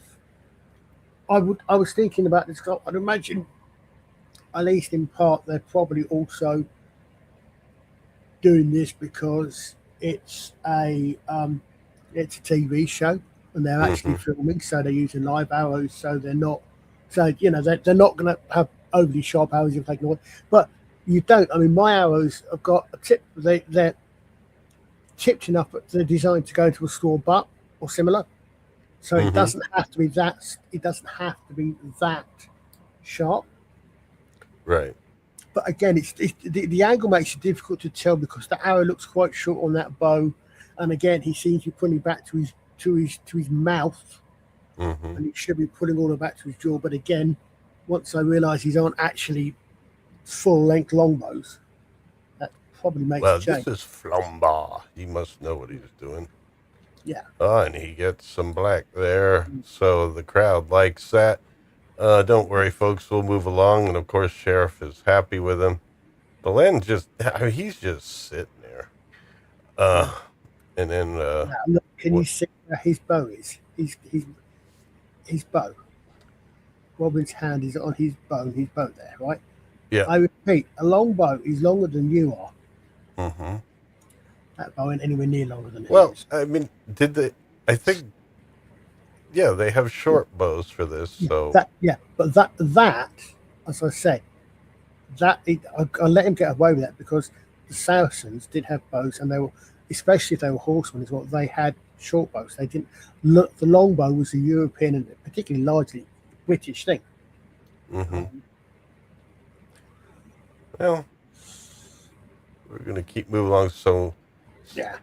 But he's bored or something. No, I think he's just meditating. That's what they do, and he knows what he's there for. He's interested in Robin Hood and getting the arrow himself. Yeah. Of course, he has Nasser competing for it. I'm not quite sure why he wants the arrow. Actually, I never much got that one. Because it's Herne's arrow, and it does bad things to dark entities, as we see. Well, yeah, but I'm saying, and again, that guy with the gloves again. Now you have one finger over the top of the arrow. That's how you hold the arrow on the string. Mm-hmm. You don't pull back the string. You pull back the arrow technically. Yeah. Leather gloves, man. I'm on the left hand, on the bow hand, fine, but not on the string hand. People are happy to be all dressed up. And then I went, Why? The girl's half barrette. The girl on the left, it should go all the way around her head. Oh. It doesn't go under her hair. It should go like the lady to her left. Mm-hmm. And yes, you could have some of that fat padded. Go that. I mean, obviously the lady on the left, what's that pastry thing? Donut? No, not a donut. No. It's looks very much like that pretzel. Her pretzel. Oh. Obviously, it's small. It's higher up for her head. That would normally, I would have thought, more to go with her. But again, the young lady there, maidens, they're called maidens rings, because it's usually by an unmarried woman, and it could go, but padded is good, but I think it should actually go all the way around her head, and that one doesn't appear to. That one appears to be more of a modern barrette than a complete ring. They were saving some money in costuming here. Well, she's starting a trend. Or that. Yeah. Starting a new trend in medieval. Interesting question. An interesting thing I noticed here. What Flambard is wearing there, right? We've already said he's the king's archer. Uh-huh. What he's wearing there are Jules, three leopards, couchant or rampant. No, couchant or armed. Basically, they're what generally people call the three lions of the English flag. That is the oldest recorded, or one of the oldest and earliest recorded achievements, what is generally called a coat of arms. That is one of the Plantagenets. That comes in with, actually, the guy who was king in the first episode, Henry II. That was the coat of arms of Geoffrey of Anjou, who was the father of Henry II. Okay. So that is one of the earliest known coats of arms in Britain, if not in Europe. Okay. That's still on the British Royal Code of Arms or the English Royal Code of Arms to this day. And that's why they had it on their World Cup uniforms. Yeah, exactly. Yeah. I was wondering why people were dressed like lions up in the stands, and then I saw the uniform. Okay, I get it. That's Well, where I the told lion you is they're from. called three lions. Yeah. I said, I mean, technically they're actually leopards.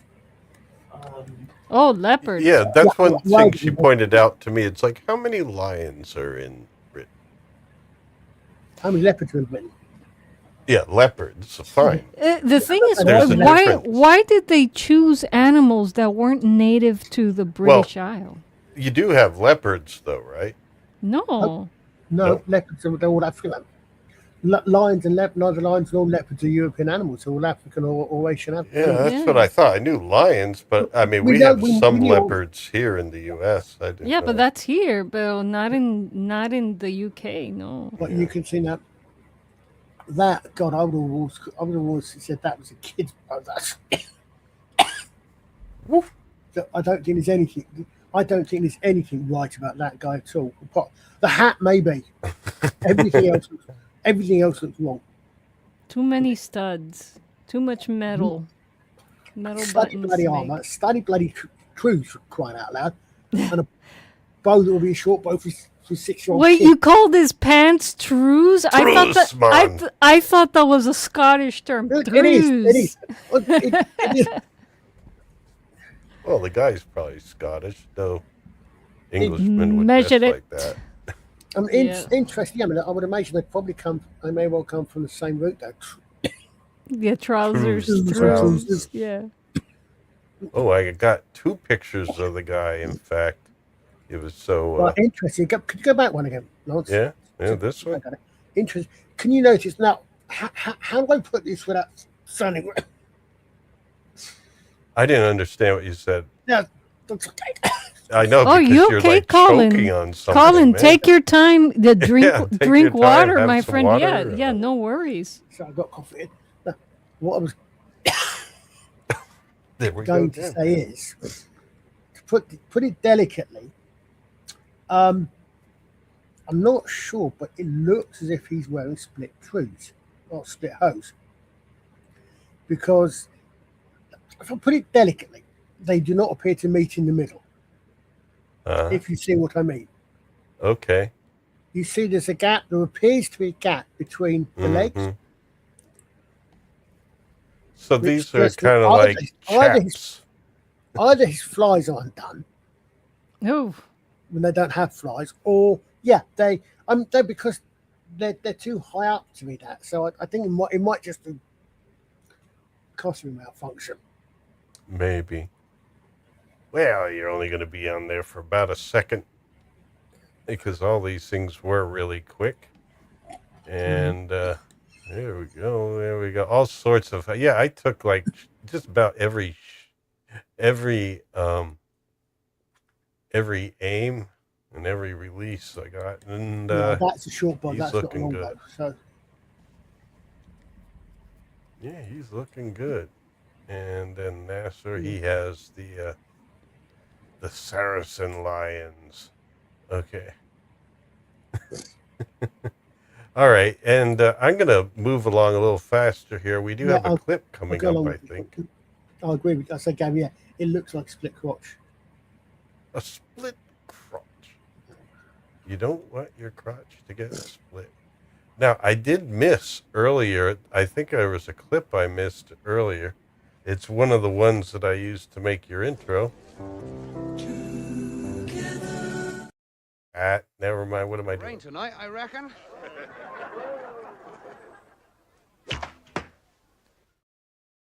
That's actually his first shot. So it'll rain tonight, I reckon. So reckon. I thought that was a Western term. But I guess no, we imported it. Where did you get All your right. language from? He's looking good there. I've got like two cats in here, so if you see me looking around, it's because they're exploring. I've got Londo and Brufina in my office. Show us Londo. Yeah, hold on. Londo. Come here, buddy. Come on. I could hear Yeah. him from here. Yeah, the headphones are short. Come here. You want to come up? No, he lays down.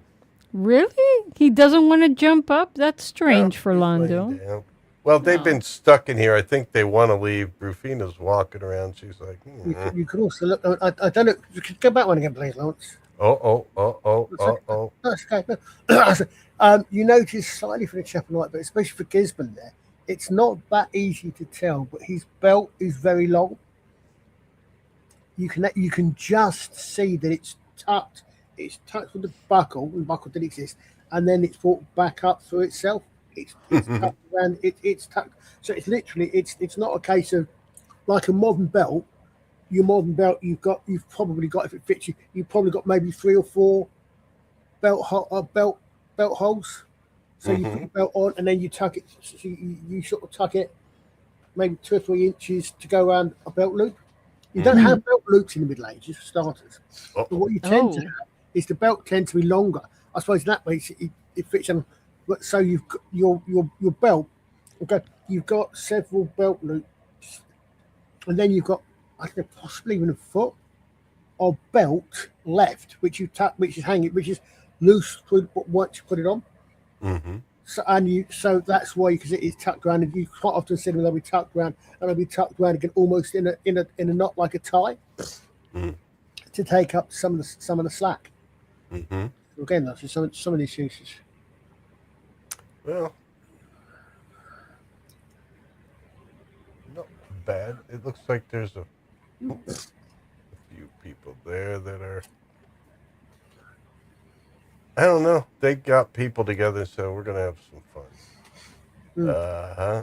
And then now they're having the finals because there's the 3 archers, Flambard, Robin, and Nasir, who are in the finals to see who's the champion. And Belleme here is trying to help his guy out with his medallion. It's just going, and Sheriff of Nottingham's like, what are you doing? And I guess it does help Nasir out a bit. And look at that. And of course, the thing is, this whole competition is something that you will have in pretty much every telling of Robin Hood, because it's one of the staple points, one of the fixed points, if you like. Right. Yep. Yeah, usually the story ends after this competition, doesn't it? Well, no, this is where this is a major part of this is effectively like where Robin first reveals himself, if you like. Why he's come back? Why he's come back? Why he gets into the competition? I think is about. I don't remember the arrow, especially when you say that this is the first telling, I think, which has anything of the mythological into it.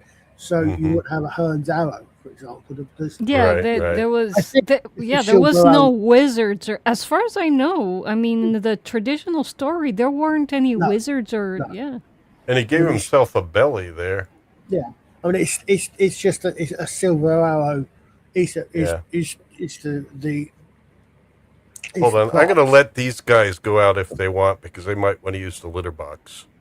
They're scratching at the door. I can hear that. I mean, it's a major part of the thing. Normally, of course, since all right, I'll leave it open though, just in case. Interesting enough to actually be made onto Mark Ryan's IMDb page. The Seer is the first time you get a Saracen character in the Robin Hood story, and after this one, every Robin Hood has a Nasir type figure, but he doesn't. Had an impact, yeah. But he doesn't. So normally, it's not Nasir's arrow; it's Flambard's or the Flambard character's arrow that he splits, right? Not Nasir's. Well, Robin's about to do some splitting here, some crotch.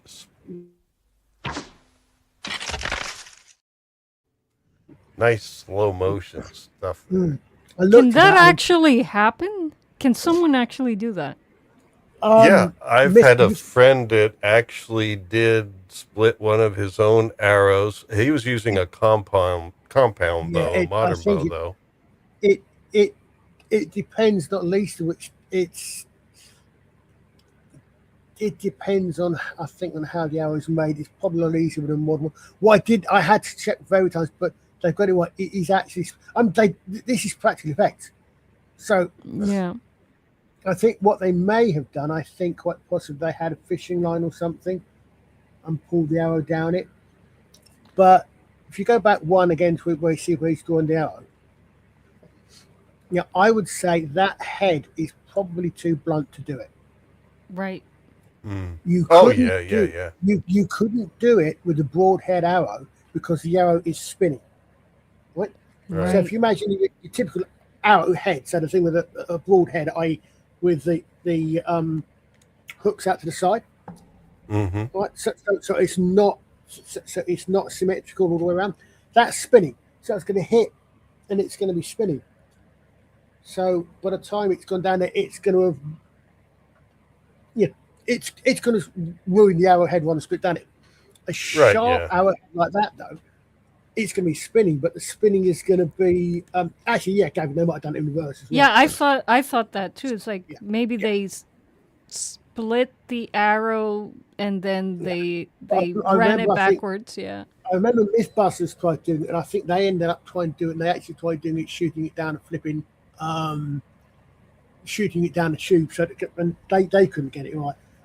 But yeah, I think it's because it's spinning. So if it's a pointy head, if you like, a bodkin or something similar head, so a sharp head, but a round head, round around the cross section, then yeah, it's going to drill in.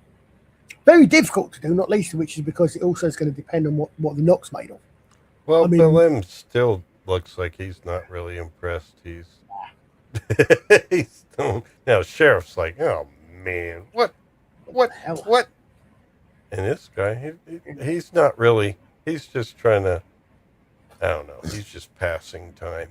Okay, so anyway, it looks like oh yeah. Now this is quite actually this bit and the next. It's an interesting point. Unless these guys have got telescopic, these guys are all Kryptonians that have got telescopic vision,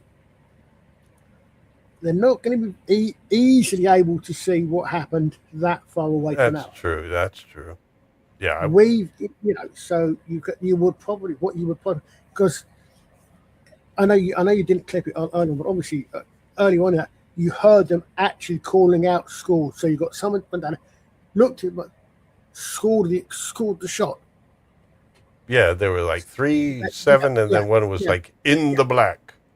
Yeah, they were calling it out. So obviously, because you're not going to be able to see it clearly from there. There's no binoculars or anything. Which is why great is it, as I said, when they actually bring it up for everyone to have a look at as well. Oh yeah, and that's what they do next. They bring on the thing just to verify because they were like suspicious. Well, they heard the crackling, so I thought something happened, and the merry men start getting merry.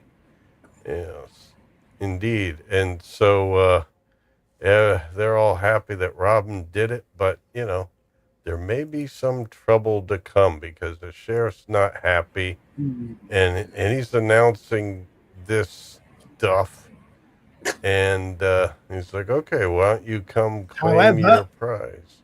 However, the Merrys aren't as stupid as he thinks they are. Oh no, no, because they're there. It's not just Robin there. It's like a bunch. More to the point, what they're now doing, which another interesting point is that you saw some of them leaning on bows with a longbow. It's a straight piece of wood. It's just a piece of wood. If you've got no string on it, it's a straight piece of wood, like a walking stick. Yep. And that's what they have. They have their longbows there and ready to use. And then we have a clip here. We have a magic clip number 8. And what do we get? Gisburne, move when he dies. Yeah, because the sheriff was about to. He to arrest basically someone figured it out. to arrest someone who was standing in front of him and was just proven to be a deadly shot Yeah. with a longbow. Yeah, I saw that coming. Mm-hmm. It's like he's coming up with his weapon. He's very fast and very good at it, and you're gonna have him approach you with his weapon. Yeah, Mm-hmm. yeah, Not smart. yeah. And okay, so now we've got the rocket, and it's a free for all, man. And basically, Robin's men are firing at the guards, and they're falling off the wall, and Gisborne's yelling. I've always end up feeling quite sorry for poor old Gisborne. Yeah. That's a nice shot. Apart from the fact I'm not sure the guy's actually got a string on the bow. Is that a long bow? It looks pretty long. That I would say that that is actually very similar to the image that I used to have as my icon. But yeah, it is. Oh. And also, you notice the one thing then, he's shooting up at an angle, which is what you need to do to get range. Yeah. Yeah. And they have their crossbows, but they're dropping them as soon as they're hit by arrows. And this guy, he is just a great poker face. The whole time he's just sitting there. He just read the script. People are flying off the wall. Well, he doesn't really have a horse in this race. He just wants the He did. Herne's He had arrow. He had Nasir. But no, he's being methodical. He's like, yeah. This I started going, yes, no, Paul. Yeah, this is probably not going to work, but I have another plan that he's going to introduce shortly. But not after some fire. Let's try burning some things that might help. Now, what I like about this is they show very quickly what fire arrows are really for. Burning things, not people. I don't like the design of their fire arrows, but again, given that they're practical, they actually work. I don't know if I have any good shots. Sort of there. You just see some flame. But yeah, you said that typically they would have like some sort of holder that holds the fire. I should have taken a picture of that. Like a I don't know, a nest to hold the fiery burning stuff. Yeah. Let me just look at another one. Yeah. And yeah. But still people falling off of walls. A lot of that. And then, no, they're jumping off. Here's Robin's men. They're escaping. Much took a little longer, but he eventually escapes too. But they're jumping off into hay. Good thing the hay's there. And there we go. And of course, they're in hot pursuit. But I think Gisborne, didn't he they were like, when the Robin's men started firing the arrows, they were kind of like running away, or was that later? I think that's later. Yeah, it's later that they do a bit of the running away. At this point, but they're still pissed at Gisborne. But no, Belleme is coming in and he's like, okay, now we're going to do it my way. I want this Marion. You were supposed to give her to me. And they're like, no. She's becoming a nun. She's for the church. Yeah, it's like, yeah, you just want her land. I don't want her land. I want her. And basically, if I get her, Robin will come after her, and then I can get Robin. How about we do it that way instead of having little contests and stuff?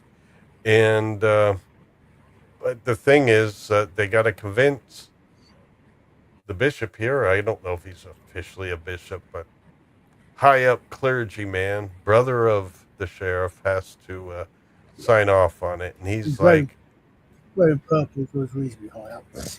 Yeah, he doesn't want, because he's like, she's promised to God, but, and he doesn't like, because Belleme here, is a dark occultist, and the church doesn't really like that. He thinks he's a Satanist. He's like, no, you can't do this.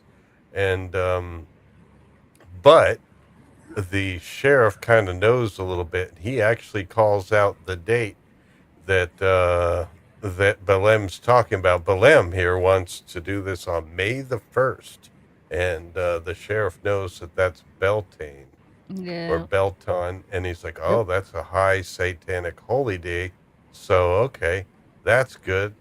And No, it's Tuck's not. like, It's one "No, of the no, no, quarter no, days. this is bad." Go ahead, It's Colin. not a satanic holiday. It's one of the quarter days. It's a pagan quarter day, but they will call it satanic because they're high church. Yeah, the church would call it that. But either way, there are dark occultists that do observe it as a... Wait, what I said, it's one of the things I do like about this is that they get a lot of that right. Mm-hmm. Oh, let me see. I like that they get, and later on when you see Belleme doing his, obviously whoever wrote the script for this has read Dennis Wheatley. Mm-hmm. Because he gets some of the pagan bits right. Yeah, well, that's what Tuck's like all about here. He doesn't like that. The thing is, I think the character Belleme isn't necessarily playing a pagan. He's playing a hardcore Satanist. Yeah, some of the dark occultists took pagan holy days and incorporated it into their... Well, he even admits to there were devil worshippers in this show, which is it was strange to see this in Robin Hood. It's so strange. Well, if you want to be like that, they weren't the only ones. Where do you think we get Easter from? Where do you think it's Babylonian. Easter, the name Easter? Mm. From Estra, the same root as estrogen, a Celtic goddess and festival at around that time. No, I agree, Colin, that a lot of Christian holidays were taken from older religions. But in the show, I mean, this guy wasn't a pagan, a Celtic, or anything. There was a Celtic wizard that's evil later, but this guy and nuns we see later were devil worshippers within the Christian tradition. They were hardcore worshippers of Lucifer. Yeah, they are very definitely. As I said, they are very. As I said, someone's been reading Dennis Wheatley. Yeah, it was just strange to see this in Robin Hood. It was weird. Today's like some of the modern day Satanists still observe Beltane as a holiday too. They kind of like co-opted it basically. Oh, sorry, Arden Party. My mic is still you're crazy hot. Yeah. Oh, now you made me think about it. What's Samhain, which Now, I mean, it's one of those things where in the occult world there is the dark occult, the light occult. I mean, occult just means things that have been obscured or things that have been hidden. Yes. That's what it means overall. But I mean, this would be how the Catholic Church would have responded to him back then, definitely. So it does work. But, of course, he's corrupt. I think the church would have been harsher had this but cleric not be corrupt. Exactly. Yeah, I was going to say, you have to also remember that I was just about to try and look it up. I'm not going to what the fourth one is. Lawrence, if you're interested, I've got an image up there of a firehead. But don't forget, as I said last week, quite probably he didn't go to the church. Trying to do it. He didn't go to the church because he believes in the church. He went into the church because he's the second son. So yes, you're right. That's true. It's either corrupt or at the very least it is a a lot of churchmen weren't in there out of a deep belief that they belonged in the church. That's it. Look, that's that. I'm trying to put it up, but it's not letting me. Oh. It's giving me a message that I can't see quick enough. I'm trying to add it to the stage too, and it. What does it say? Do you see it the says, message? Before presenting a screen, remove other media Oh. streams from the Oh, stage. you mean this? Okay, and then we could put this. Ah, I there thought it it is. would know enough to just alternate you them. can see that's a nice shot because that one, because you can see it in someone's hand, so you can see how long the haft of the head is. Mm-hmm. Yeah. Keep it away, which is something I literally went ouch at the final scene. Right. The thing is, these things, like, they would be of some value, I guess, too. So it's not like you'd want to use them willy-nilly. Yeah, yes, it is. The ironic thing is that I've always said is that, yes, the head is probably the most expensive part of an arrow because it's smith metal. The head is the one part of an arrow you're most likely to be able to recover because if depending upon how unpleasant you've been in fixing it, or goes elsewhere, but yeah, if you recover the arrow, but even the shaft's broken, you can just pull the shaft out of the arrowhead and reuse the shaft. This is designed to set something on fire, so this is probably one of the most expensive types of arrowheads you can have, and you don't expect to get it back because you intend to stick it. Yeah, exactly. It is. Yeah. Yeah. So all right. And the thing is also this the way we always describe it's being used is we've got you get rag dropped in pitch or something, you ball the rag up or wool or whatever up, put it inside it, and then you can let it harden and you can put it away for years. Get out when you're ready. You hold the end just ahead in the fire. It possibly for to let it heat up, let it catch. It doesn't actually burn with a live flame usually. When I'm giving this talk, I normally say to kids, what happens when you blow on a birthday cake, on a birthday candle? It goes out. Exactly the same thing. If you shoot into the flame through the air, natural flame, it's going to go out. I mean, if it's soaked in oil or something, which is obviously what they did. But then I asked the dads, what happens when you blow on the coals when you put on a coal on a barbecue? It heats up. Same effect. Mm-hmm. But the main thing, as I said, you can see how long that head is. How long the neck of that head is. Because you want to keep that away from your hand and you want to keep that away from your wooden bow. Yeah, exactly. Smoulders. I mean, that's another thing is great. It's a terror weapon. You imagine you use that at dusk when you're besieging a town or city or something or castle. You shoot 50 of these things up into the air, like a machine gun up, like a machine coming down. Then they disappear into thatched roofs, and your population spends the entire night running around, putting out fires or trying to find out where these things are before they start fires. Right. You don't, gladiator, shoot them straight at someone, because if they're wearing any sort of armor, that's probably not going to pierce. Yeah. But then you'd be wasting a pretty valuable head that's not accomplishing its purpose. So, well, Friar Tuck sees that he gave in. And it's like, uh-oh, so they're going to try and capture Marion. And he likes Marion and use her in this evil deeds. So I am going to pull up our next set of slides, our last set here. And let's move along a little bit here. Okay, we're getting to the crunch time. Basically, Friar Tuck goes out. And I guess they kind of knew because Belleme was watching him leave. And so he had a feeling that, Friar Tuck was going to go to her. And that's exactly And what he therefore- did. And what does he do? He takes her out of Kirklees Abbey, where she's perhaps reasonably safe, into the woods where there's just the two of them. Yeah. Not exactly the smartest penny in the bunch. No.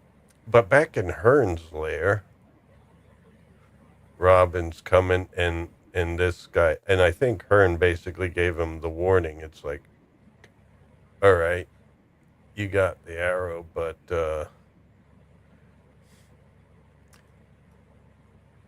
I'm trying to remember what was said here, but I don't remember Forces of exactly. evil. Was What? it something along the lines? The forces of evil have joined against you, or something? Yeah, Was there something like that? yeah. I thought that's what he said earlier, but no, I guess now is when he really sees the two forces aligning together. And so he gets the warning that both forces are aligning together.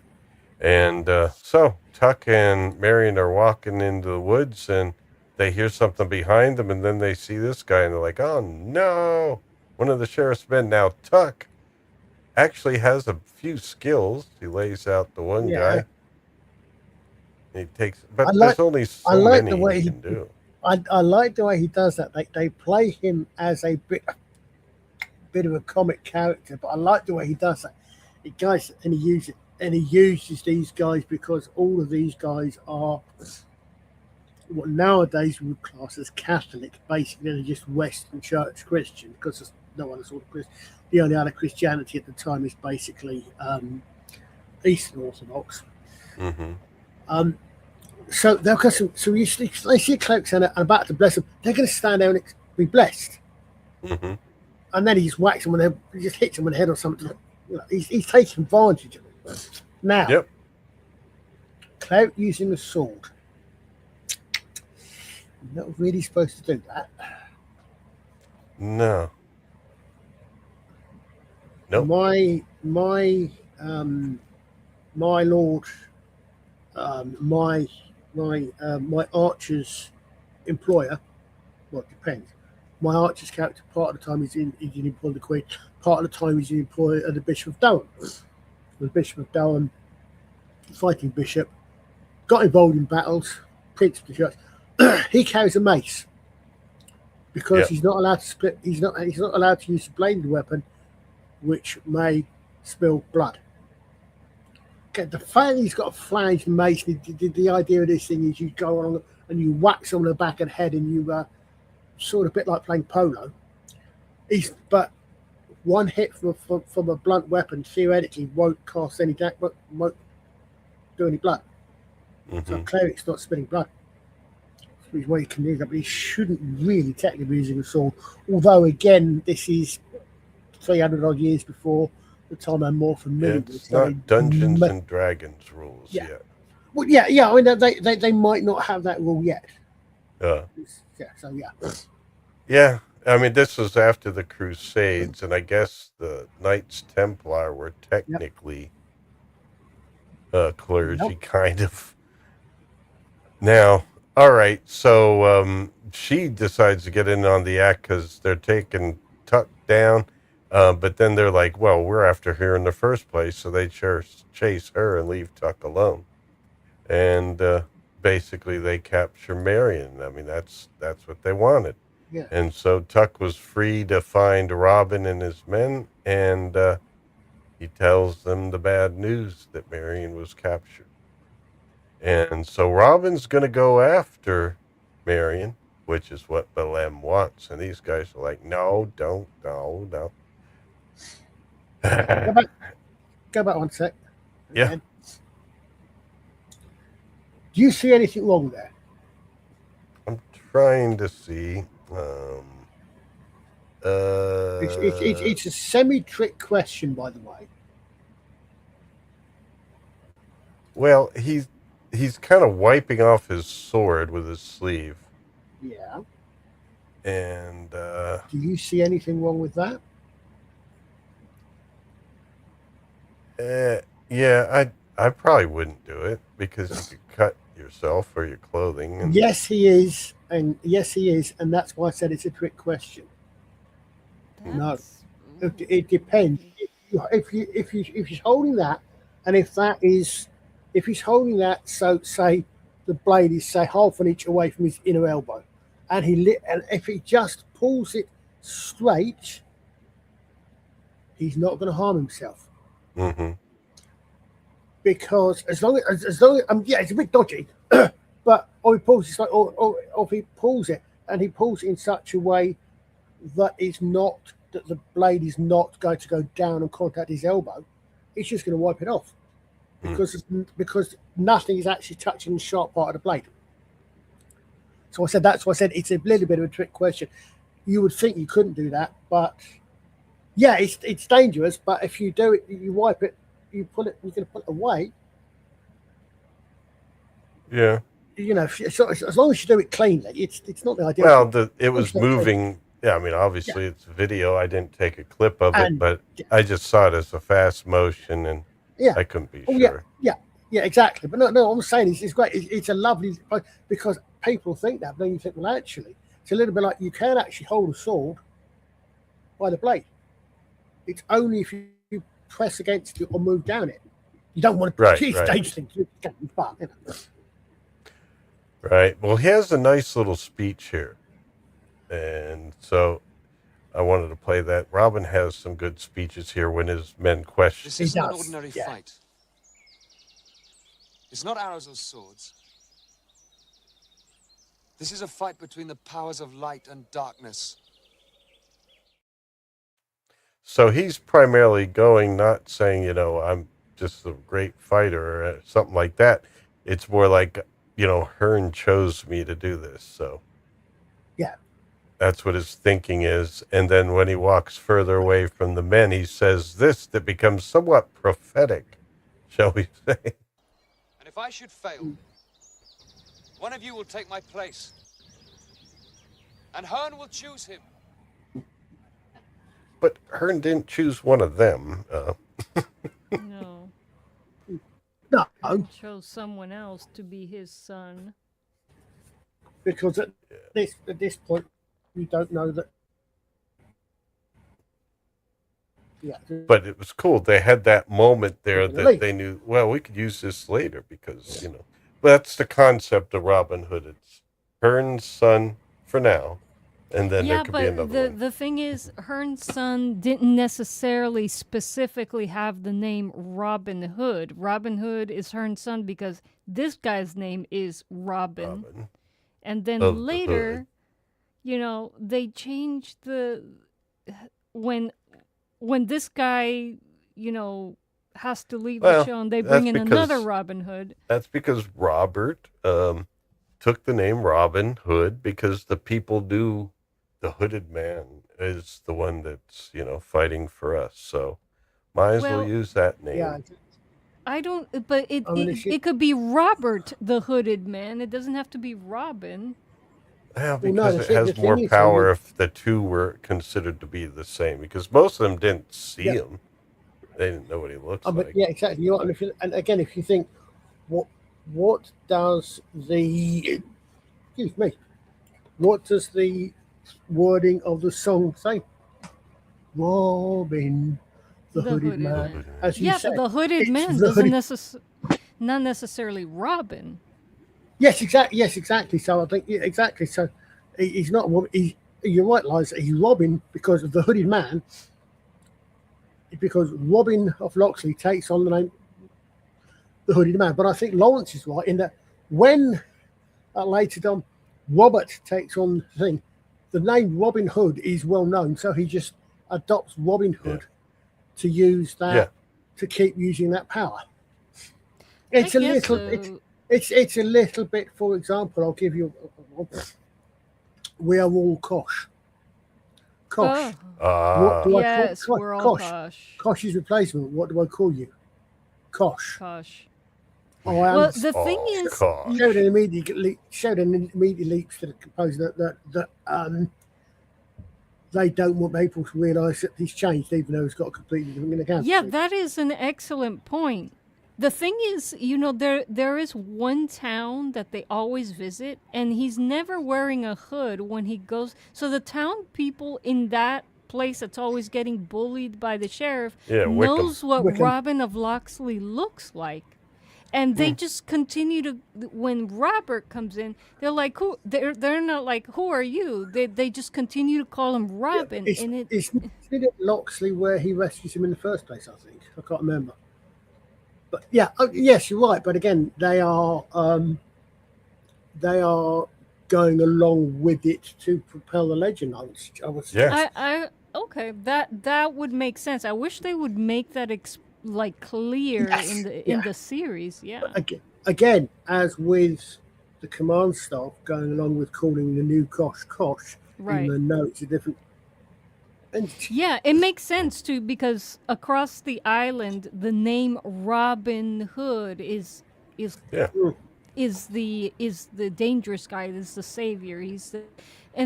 But for the people who knew Robin of Locksley, it doesn't make sense for them to call Robert in their, in the interactions in that town that's always getting bullied.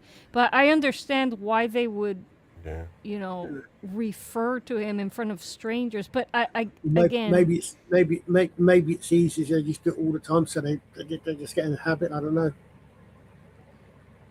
Well, here's one of our castles again. That's Beleme's castle. Robin's approaching it, and he comes in, and it's like a haunted house. Well, this is before he comes in. This is where Belleme is.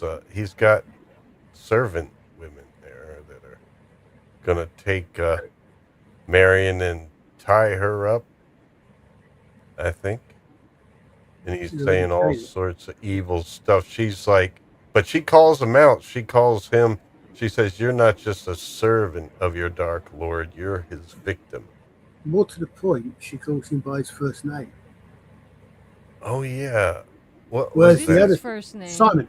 Simon, that's right. I couldn't remember until it came off the credit titles, but yeah, because she knows who he is. Yeah.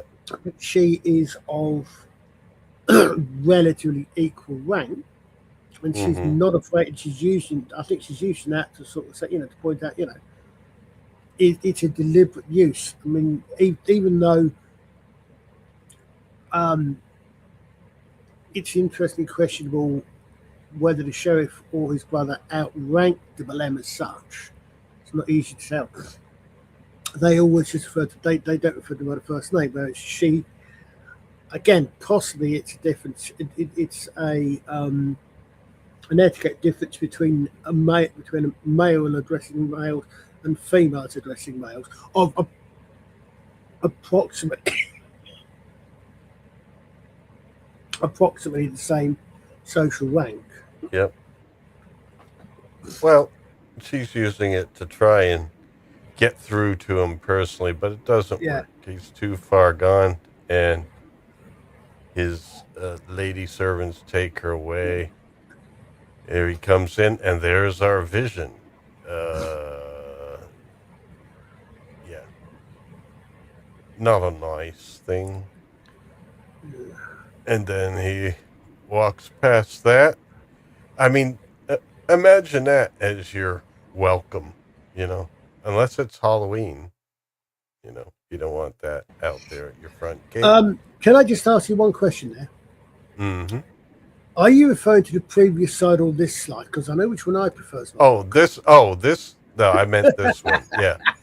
You don't want that unless it's Halloween. And then hopefully they're next fake. one's my welcome. No, this, yeah. Well, maybe depends. Has more. It's a more promising start. Yeah. Well, when she's chained up to a pentagram, it's still frowned upon. An inverted one. And there we go. So now the messengers come over and let the sheriff know that Robin has arrived. And I'd love to know what castle that actually, the outside shots, and I've actually filmed that. I don't know. I could try and see if our magic AI knows. What castle was used for Simon Belleme's castle in Robin of Sherwood, episode 1? And we'll see right here. It may be one of those that Swappers mentioned. It could be. Feature length person. I know Canal. I've been to Canal, but it's a long what? It's quite a while since I've been to Canal. Yeah, this is Chepstow. Oh, that's Chepstow, is it? Oh, right. Wow. Yeah, it's Monmouthshire, Wales. So it's one of the Welsh. Yeah, it's on the coast. It's on the coast, obviously. Yeah, well, they had to get the tourists out for a day. And so Belleme knows he's there and goes out to see him. All these scenes were pretty cool. It was well done, and he's starting the taunting, the bad guy taunting. Some of the things he's saying there, he's giving up. He's actually giving actual, as I say, naming pagan deities. Oh yeah, well he mentions Hermes Trismegistus, who's associated with a lot of occult teachings, like but he's more associated with knowledge rather so much than Satanism, really. Yeah, I mean I said that they've obviously they've obviously done their research to get some bits and pieces, and then they've just taken and they've adapted them to this particular storyline. Yeah, like what's the book? I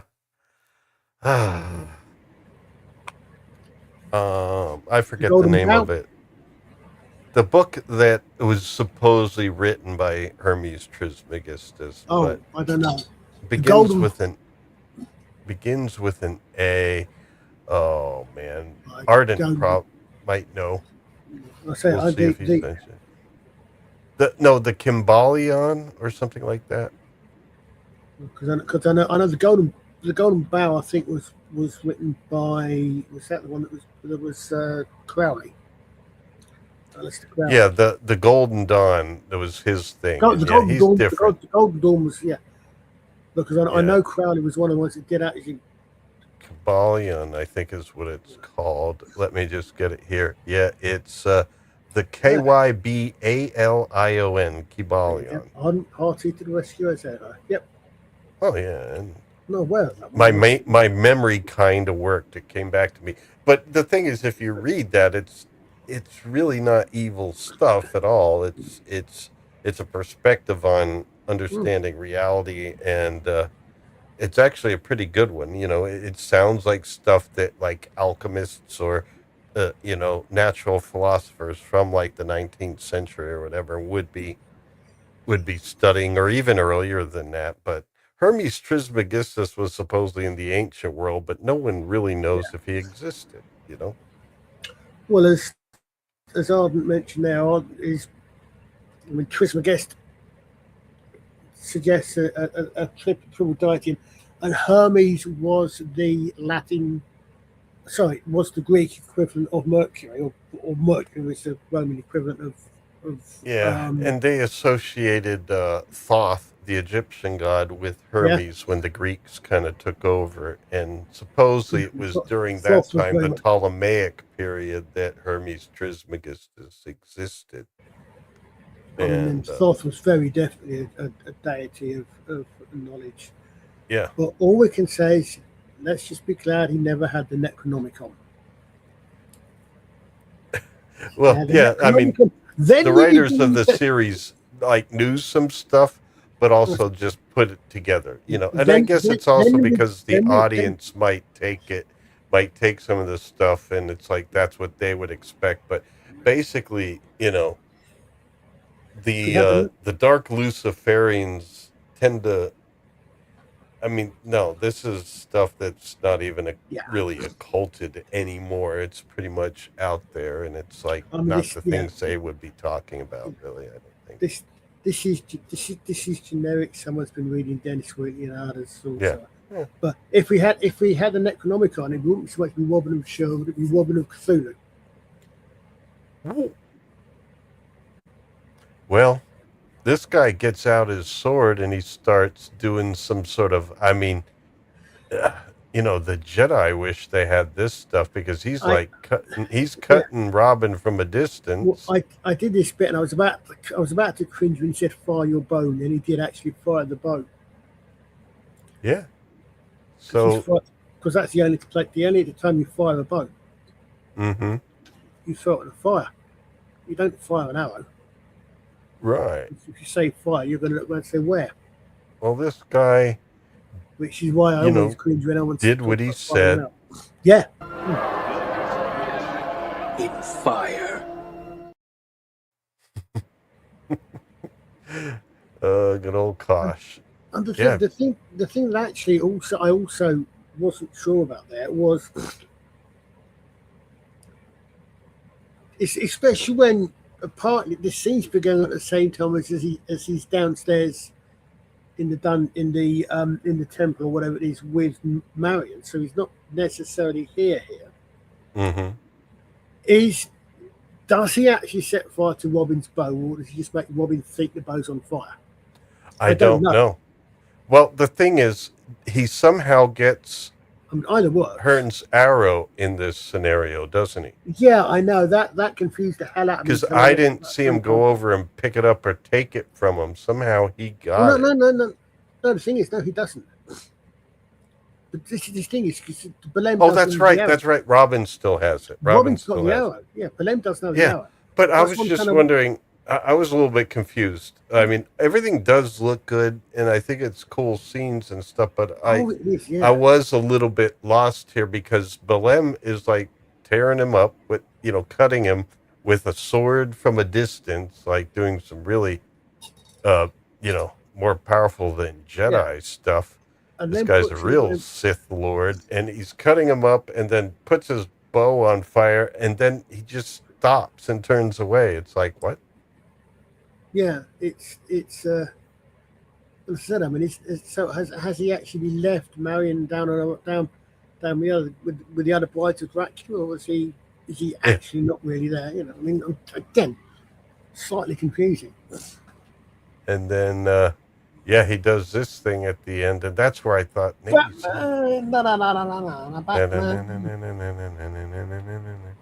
yeah.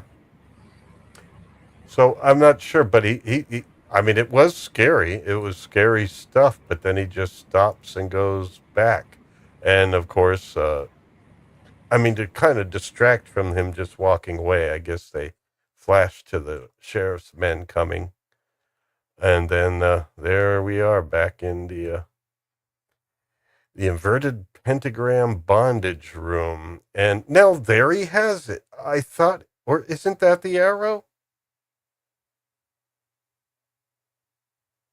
That's why I thought he got the arrow somehow. That's the arrow, right? Suddenly, I think I'm alone now. Sorry, I was muted because I was had a bit of a cough.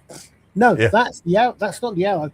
I said I had to watch that bit in a minute about 3 times till I finally clicked what they'd done. Yeah. But no, that's a dagger. Uh-huh. That's not the arrow. Okay. That's just a regular satanic dagger. Yeah. Okay. All right. There we go. So, yeah. And she's like, oh. All right. And she's like suffering. And then here comes Robin. And Robin's like, I think, doing a little play acting. And he's got the dagger now. He takes the dagger and he looks like he's going to use it. Yeah. And this is like, what music video is it where Sting is running around this room with all these candles lit? I don't know. The closest thing I think of that for Sting is June. Magic. All right. Well, anyway. Is because they never actually explained any of this, which I well, that's all right. I mean, it's good for some things to be mysterious, but he comes over, looks like he's under a trance. She thinks he's really going to stab her. And damn, you missed one. Oh, I missed one? No. In as much as they do that, they go back. And what they do is he lifts the dagger up above his head. Yeah. Right? They look back and you see him with the dagger, and you pan with the dagger out his hands, out of shot. Mm-hmm. Right, so you know he's got the dagger above his head. They pan up, and he's holding. Yeah, I remember. I didn't take an extra slide of that. Say, yeah. Sorry, yeah. But maybe I should have. I don't know. Yeah, I mean, his dagger was in the air. He's got the dagger. Raised the dagger up out of shot over his head as he was about to sit. Right, and then it goes back, pans back up, and you see he's actually holding the arrow. And you have to look. I actually literally had to freeze frame to see who's holding the arrow, and then he goes and sticks the arrow into Belleme. Yeah, because then I saw later that Belleme had the arrow in him. So he looks like he's got the knife, but he really raises the arrow over his head. Yeah, as I said, I mean, it's was a little quick, and of course we're used to things being high def these days. So looking at the and and the Oscar for overacting goes to Mr. Valentine here. Yeah, he does do the sort of thing, and he's on the floor with Herne's arrow sticking out of him, and it's it is pretty intense. But don't worry, folks, if you feel like you might miss him, he does come back a little bit later. And even the sheriff didn't believe it. Well, anyway. So, he's screaming all sorts of stuff. And Robin frees Marion. He did. I was about to, did we see him pick the arrow back up? Yes, obviously he has. Yes, Robin's not going to just leave the arrow there. He picks it up, takes it out of him. But that's the thing. I guess it looks like, and especially with the still face at the end, like right here, you really get the impression that he's dead. Yeah. But he does show up later. But maybe he showed up dead. I think he is like non-corporeal now or something. I don't know. He's kind of like Sauron. Okay, and here's Ninja Nasir. Yeah, but all these scenes, it is pretty creepy. Now, the thing I do not get, though, is, so he's quiet. So you're like thinking, all right, here's Belleme's archer guy. This is a fighting guy, and he's tough. And they do have a pretty good fight. And I thought the fight was all right. I didn't have any problem with it. Well, the thing is, I agree with you with those sheets on. I don't know if you watch Shadiversity. Yeah, now and then. But Shad did her whole thing about drawing swords and sheets on the back.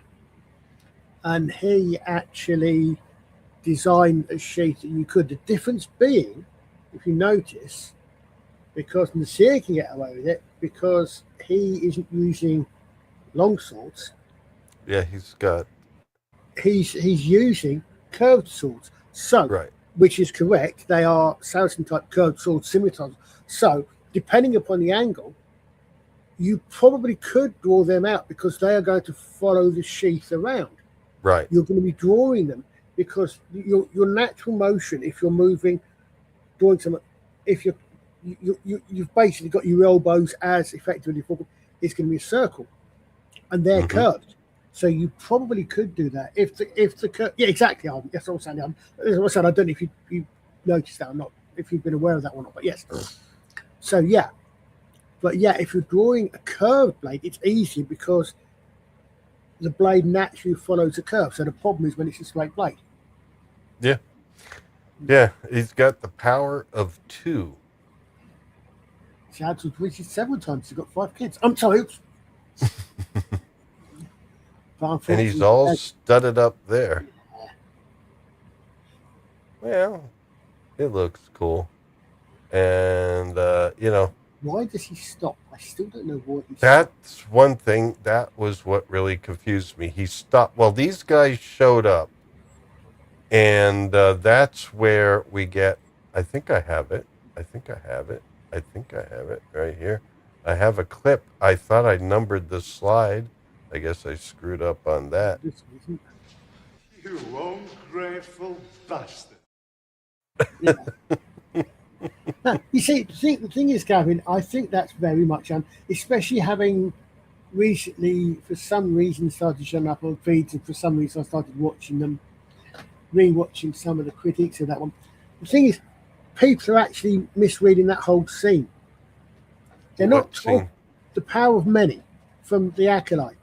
They're Oh, not. jeez. I It's should not have known power when I of said We, the we power. didn't see the Acolyte. Oh, I it's saw just Brown's reaction. coverage of it. No, just about. it's the power of Manny Jacinto, the actor that plays Discount Kylo Ren. Oh, It's not the power of many. It's a really bad pun. It's the power of Manny, as in Oh, the gosh. actor who apparently was probably the best thing in it when it comes to acting. yeah. Hey, DJ. Acolyte's like a rash. It doesn't go away, does it? And has that superb thing where they actually got the what do they call it? The audio description that sounds like it's a bloody pornographic novel. Well, in here, these guys just kind of show up like, you ungrateful bastard. It's like, it is an awkward moment because it's like kind of in a fight here. So does Nasir stop because he realizes the guys are behind him?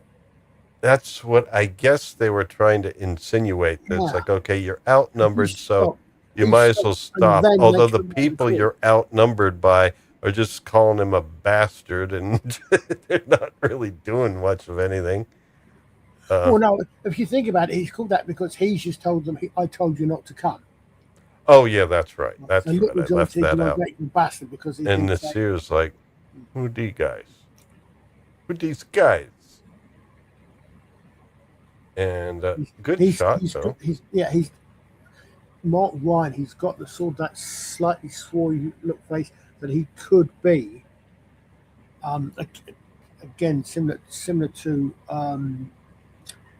Anthony Valentine, but perhaps more so here. But the hair colour, so he could actually be.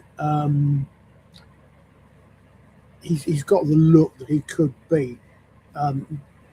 Very light skinned North African. You know, he could be from somewhere in the Med. Yeah. He looks positively Mediterranean.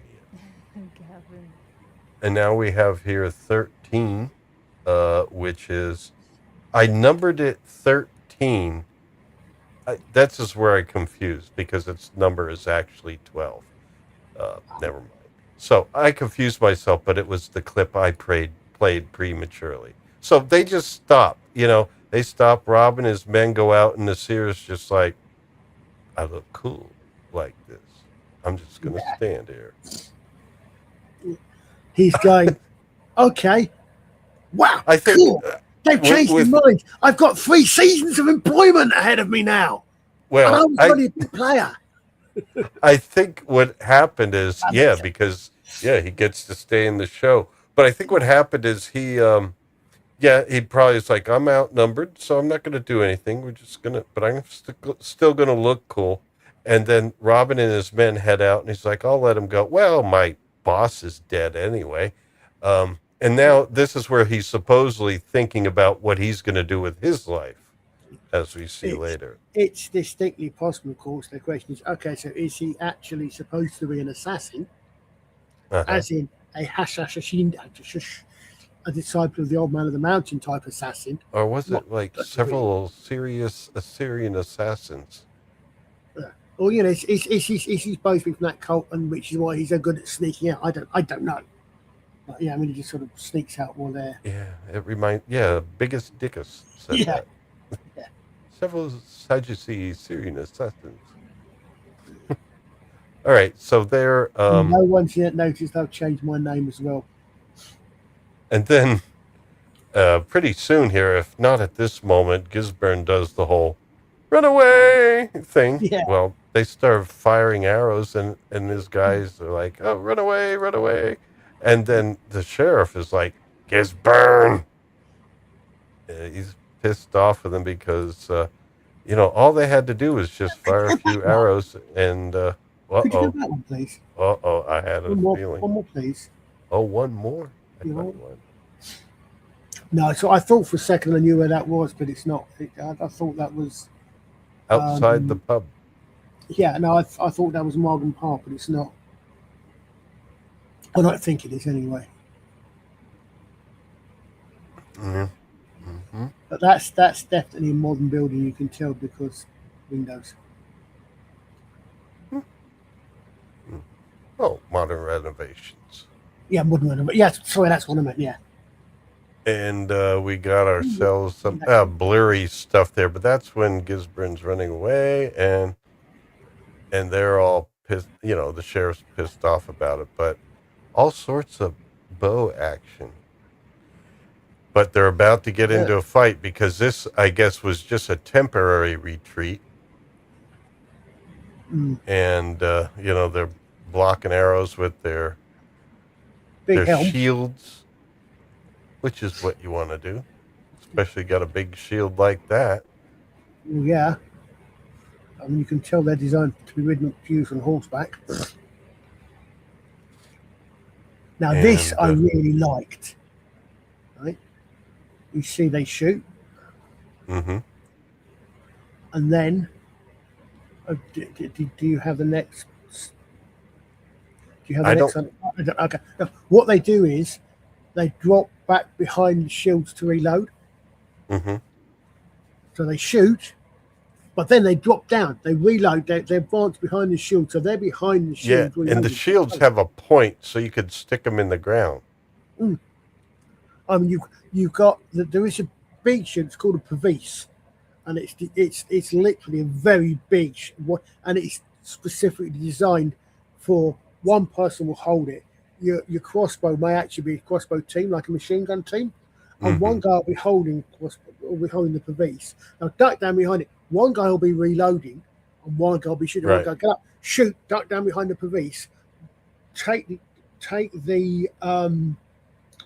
the crossbow that's been reloaded. So we'll have two or three crossbows to get up, shooting down.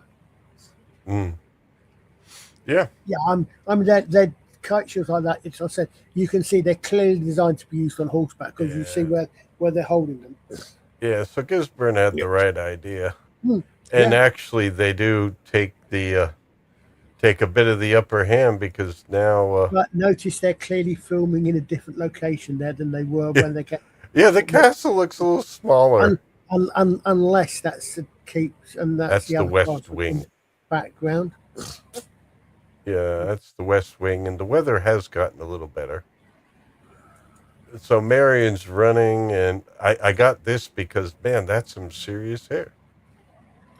It's some serious hair. But that's the way the story goes, that Marion had a lot of hair. Now she's yelling out warnings to people like to Much, who fortunately turns around and knocks a guy out. And let's see, and she warns Robin of something. But it's a bit of a blurry battle. Huh? So I was just looking up. It's Alnwick Castle is where they did a lot of it. Alnwick, Alnwick is one of them. Okay. Bamburgh Castle in Northumberland. But all this scene. Great Hall scene. Sorry, carry on. I was just looking at just to see. Yeah. Well, I mean, there's not much. It's like it was hard to get so much of the battle, but basically, Robin lost a lot of men, and some of them, names like Dickon, and someone else died. So you didn't really get to know them too well yet. So it's not as hard of a loss. Yeah, someone named Tom. Tom, yeah. Tom and Dickon, and they're like swappers. Every Tom, Dick, and Harry. Exactly. Yes, you were going that one. Yes, Swappers, Yeah. thank you for some of those castle names. Oh, But yeah, yeah, but they you're the one filmed a bunch of different places. Yeah, I was just looking up these ones. They did Alnwick, Bamber Castle, and the inside of the Great Hall is a Saxon tithe barn in Bradford in Wiltshire. Oh, cool. I've just found it's a link. Check out Spirit of Sherwood location guide for comprehensive breakdown of regional shooting spots. Uh-oh. Just in time for Swappers. Come here. Yes, it's Lando. How are you, Lando? Swappers, do you ever, it's a matter of interest, do you ever drive down the road, get down the road to Markham Park, just outside, oh God, I hate my brain dying, because we do shows there a couple of times a year. Markham is outside, where the Steelworks is, Port Talbot. Because if I'm right, Chepstow Caldecott, are they not, Caldecott's not far over the border, isn't it, I think? Or am I getting confused with something else? Because I know we do a couple, I think we did one last weekend. I couldn't do it, unfortunately. We were down at Margot. You okay? I know. You don't want to be on TV.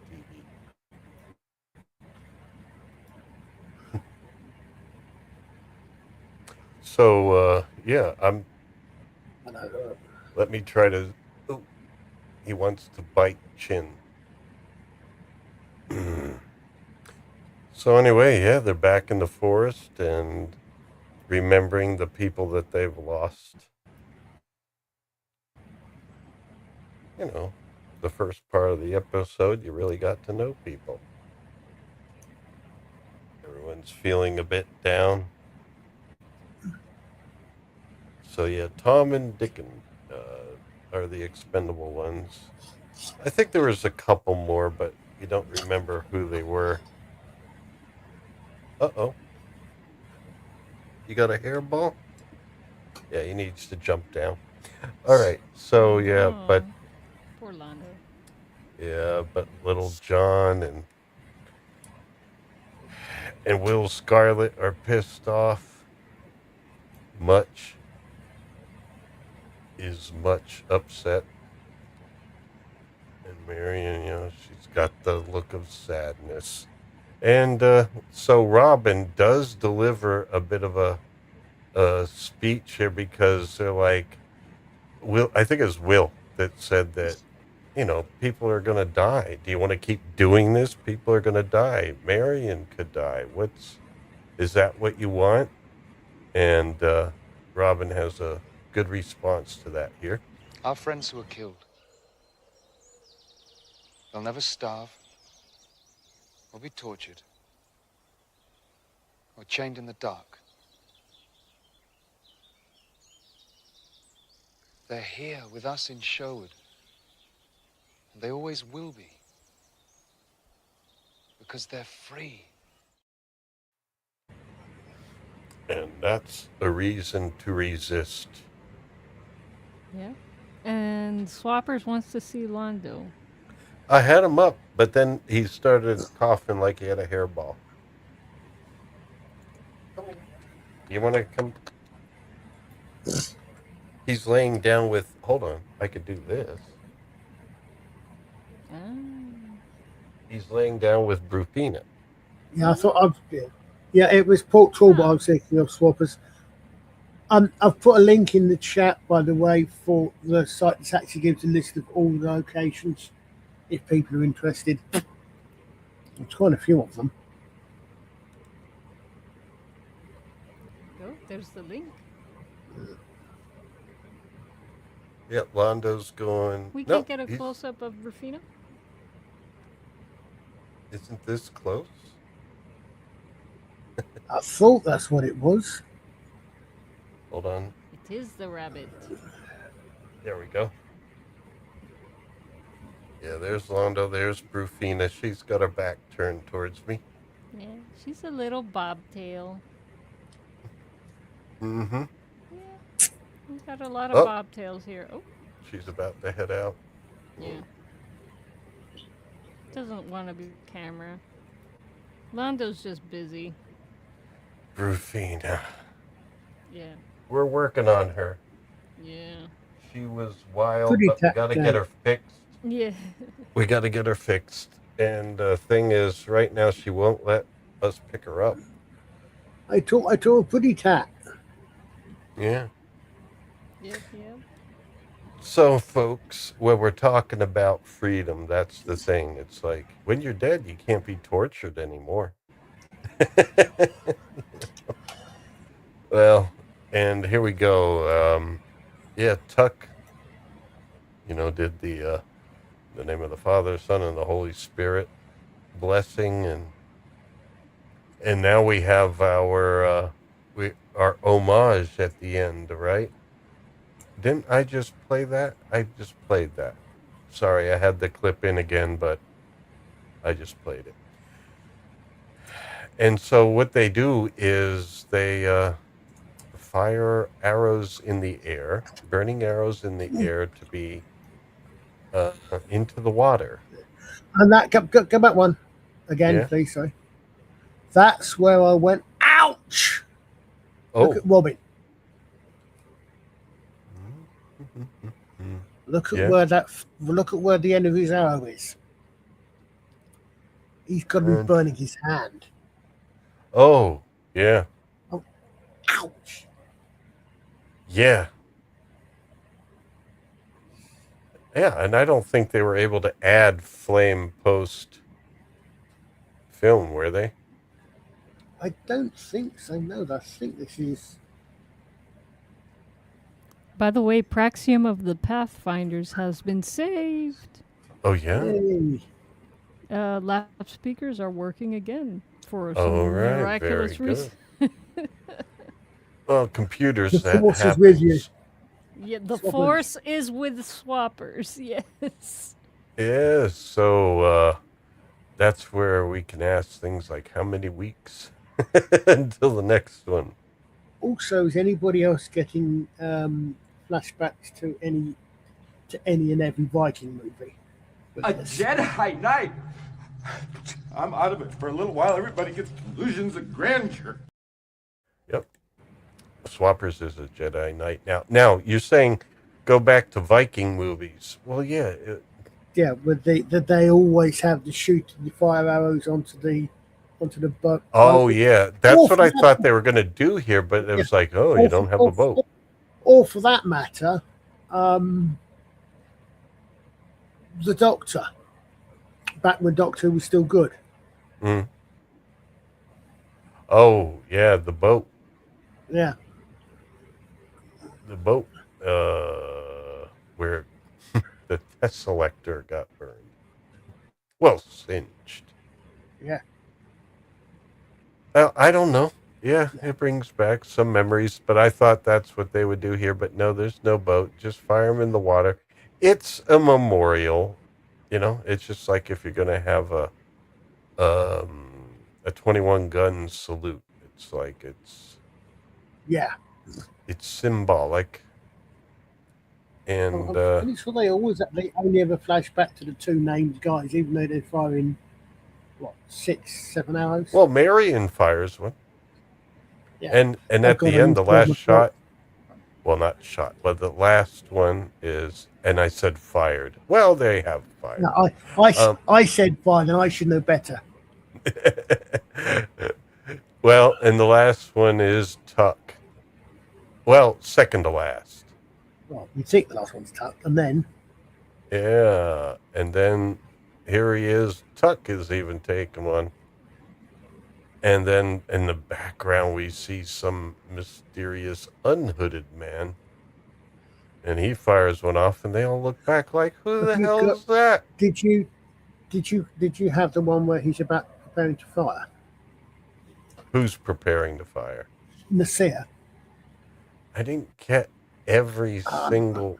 No, that's why I asked, because I noticed that, and what I noticed is he seemed to have a much longer arrow, which made sense. Well, he's further away. Yeah, no, what I'm saying is, as I said, He seemed to have. It might just have been the angle of the picture, but Yeah, when I don't know. I it seemed couldn't see much of anything. But they were wondering who's that, and it's him. He's like, I want in the show, and they said, all You right. see the last of me. Now look at his arrows. Are those? No, That's those his are his sword. 2 scimitars. He's got Yeah. little knob ends on his scimitars.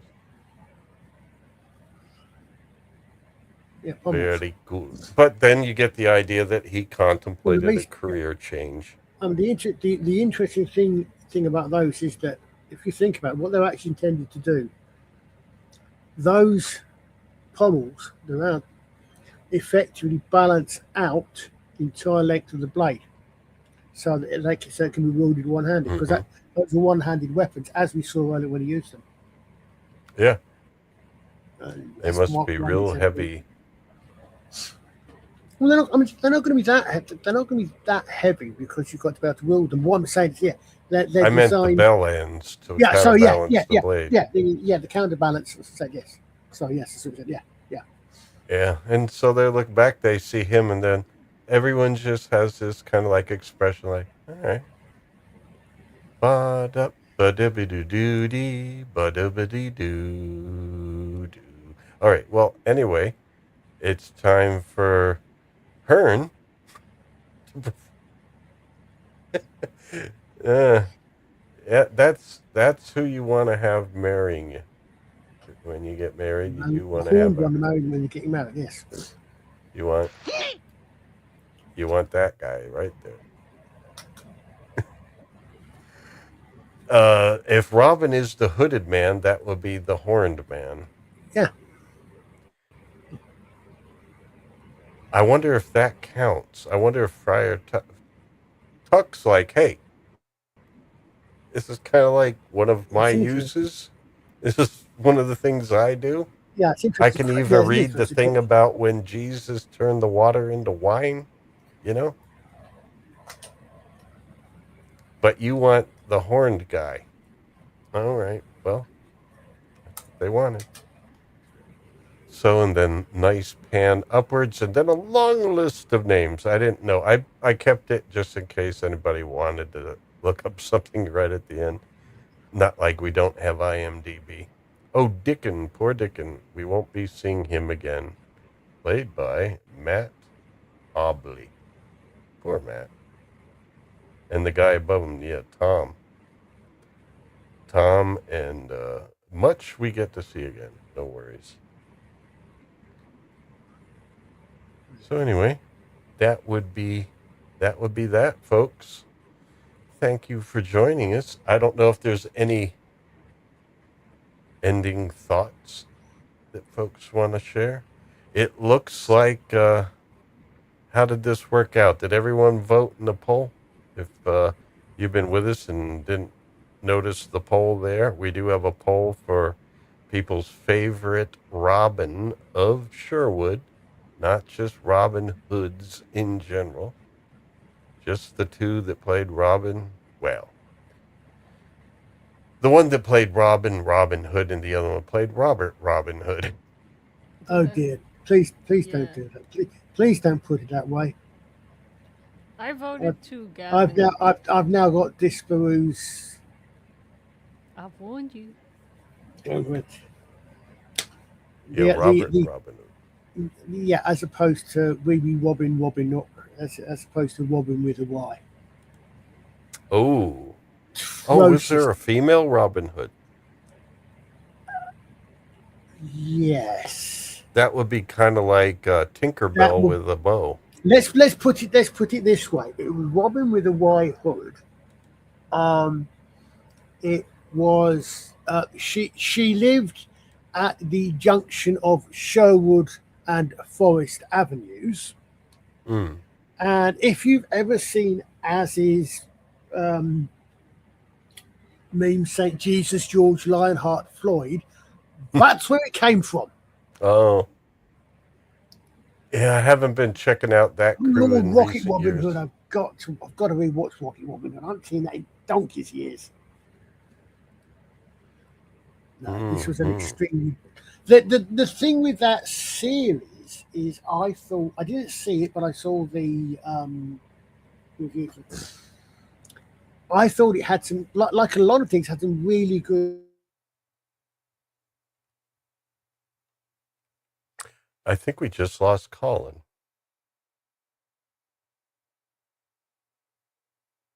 I'm waiting for the buffering to all of a sudden catch up in one burst. But no, we don't have Colin. Do we have Liza? Liza's muted. I see a No, mute I'm symbol. here. What happened? Yeah, but you were muted. Yeah. Oh, Colin, are you there again? I hear you breathing. Yeah, sorry, did I go? I said yeah. Oh yeah. Yeah, I didn't hear like. Yeah, I said yeah. Oh yeah, I was hoping. I suddenly noticed you seemed to be buffering. So No, it just stopped. Yeah, no, it was my laptop being typical. Yeah, I thought, from what I thought, as with a lot of things these days, I thought the Robin with a White Hood had some interesting ideas. Like, for example, they lived at the junction of Sherwood and Forest. I thought that was a clever idea. Sherwood Avenue and Forest Avenue. I thought that was clever. They had some clever ideas. They just decided to, well, make it a modern TV series. Clever idea. And I mean, it depends. I would have to watch it to just really. No, you don't. No, you don't. Trust me. Watch someone like Disparu's or Az's reviews. Okay. Specific. For anybody who's actually seen the reviews, all I will say is Disparu, man in rabbit suit.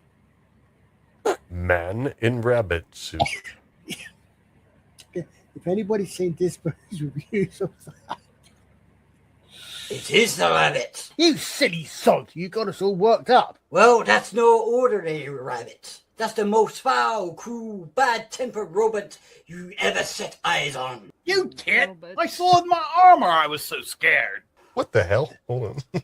Look, that's no rabbit. Awesome. That's no ordinary rabbit. It's no ordinary rabbit. The scene, I'm not going to put it up. But okay, Disparu actually loses, literally. I don't know if he'd seen it and he was recording himself watching it, but I'm not entirely surprised he completely loses this particular utterly insane scene. Yeah. Well, I know they do a lot of crazy stuff, and not crazy. I guess it's kind of crazy, but it's really just like a program. They're following a program. It's insane identitarianism. Oh, identitarianism. Well, I've added this to I edited this down and I've added it to our arsenal of video stabs. Is this the spirit of England? Villages destroyed so that princes can hunt unhindered. The people bled white to pay for foreign wars. No voice. No justice. No England. There you go. That's part of our regular. Now, what I'm going to do next week is it's not decided what we're doing yet because I've been watching the statistics. I was thinking of alternating one thing one week and another thing the other week, but we might do one more week of Robin before we switch to something. I mean, we're going to keep doing Robin of Sherwood, just maybe every other week. But I think I might do a third week. It depends on the results of this one. This stream so far has has had maybe 44 watches according to YouTube's analytics in the video itself. But last week's has 1,458 views. Now, I know it's just views. It means people have clicked on it. It doesn't mean how long they watched. But that's really good for us. I mean, we usually are, maybe a good stream for us is usually maybe up to 200. but that was really good. So I want to see if we're onto something here. If there's like, I know we didn't have a great turnout necessarily tonight, although our lovely family who we care for very much. Great to have you, Gavin. Yeah, Flav was here, Stitch was here, Ardent's here, Swappers. It's great to have you guys. But I was just seeing what the numbers are like. So we might do one more week of Robin, or we'll do something else and come back to Robin. We'll see. We'll see what happens. It depends on the numbers, the ratings. So, otherwise, what are some ideas? Anyone have some ideas? I know that the one Arthurian tale we have not done that I would like to do at some point. You put yours in? What? No, I said I put one in an idea in the private chat. Early one for some of that. Okay. That reminded me of something reminded me of. Now, is it something you don't want me to share, or no, it's fine. I don't mind. I won't put in private chat because I didn't want to derail. I didn't want to. Well, I don't know Ivan personally, but could you tell us a little bit about Ivanhoe? This hoe named Ivan. Dear Lord. Well, Ivanhoe, Sir Walter Scott. It's the reason I put it in is that it's. I think it's quite possibly where Robin Hood, one of the first modern appearances of Robin Hood, but mainly because it's 1953 movie with Elizabeth Taylor and Robert Taylor. There's a later there's a 6-month mini series with which is the one I was actually specifically thinking of. There was a mini-series TV movie with Olivia Hussey and Sam Neill. The very basic story of Ivanhoe is it's literally a case of it's a medieval tale. It's set about the time of same with Richard Robin Hood, because Robin Hood actually makes a camera appearance in it. Very basically, as a knight comes back sick from the Crusades. And very basically, while he falls for a proper Saxon young lady, he also falls. He's injured, and he is rescued by a young Jewess. And this is in the Middle Ages, and a lot of it regards around him. There are the Templars are in there. Templars, all right. Yeah, the Templars are in there, and they accuse the Rebecca of York. And I say Jewish because it's a major important part of it that she and her father are Jews. It's a major part of the storyline. Mm-hmm. Well, yeah. I added it to I made a poll. We're going to have a quick poll. I mean, the thing is, I can think of at least one film. 2 TV series, interestingly. There was one black and white TV series starring someone no one's ever heard of called Roger Moore. Never heard of him. He never went anywhere, I'm sure. I said it was a 6-part TV series in the 90s and a TV mini-series. All right. Well, so there's a few options for Ivanhoe. But basically, we have Ivanhoe is an option. Now, I put King Arthur there. That's one I know from the early 2000s that... that's the one that Mark... You mean the one with Keira Knightley? Yeah. Mark Ryan was actually fight advisor on that and helped train Keira Knightley. She was blue. And so I popped that in there. I mean, there's all sorts of other things in the future, but these are just some things off the top of my head. And then Robin and Marion, the film with the elder Connery. Yep. And then the other, and you could just type in the chat what you'd like to suggest. And it's all food for thought. It basically enters. into our zeitgeist, and we'll see what happens. But I I never. think I'm going to alternate it with Robin for a little bit because I think Robin, I don't know, there's something special about it. It seems to be something we should keep doing a little bit here. I don't know. Yeah, there's. I mean, there is a loan. I think it's a very, very long time since I've seen Disney's Robin Hood. I was too old.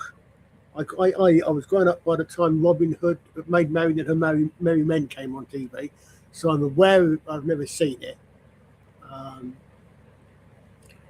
but I was very much a kids show. But the thing is, it's very. Robin Hood is probably almost as fertile territory as King Arthur. Ground Control to Major Colin. I haven't seen that film. Earth to Colin. I haven't seen that one either. There's multiple people that. I think that's when I went dead for. Oh, when you went silent. Yeah. Oh, okay. Yeah. Yeah. That could have multiple meanings, people. Yes. But it looks like other without suggestions. So, oh, wait a minute. I have to hit the big blue arrow. Catch up with the chat. What about First Night with Sean Connery and Richard Gere. Yeah, I saw that. I have that.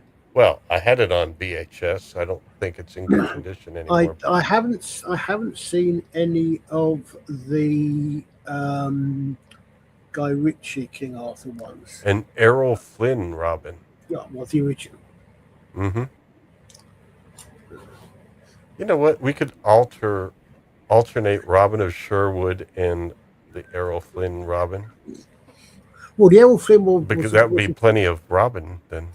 Well, what I said, the Errol Flynn was, of course, a movie, and again, I will publish. I will push Jill Bearup's channel, particularly. She does some. She's got one or two. Reign of Fire. I think that's what he meant there. Yeah. Reign of Fire, a film about. Yeah, I think so. Jill Bearup's got a couple of really fantastic ones. I suppose if we can do that, and we really should do Robin Hood Men in Tights. Really, if we can do.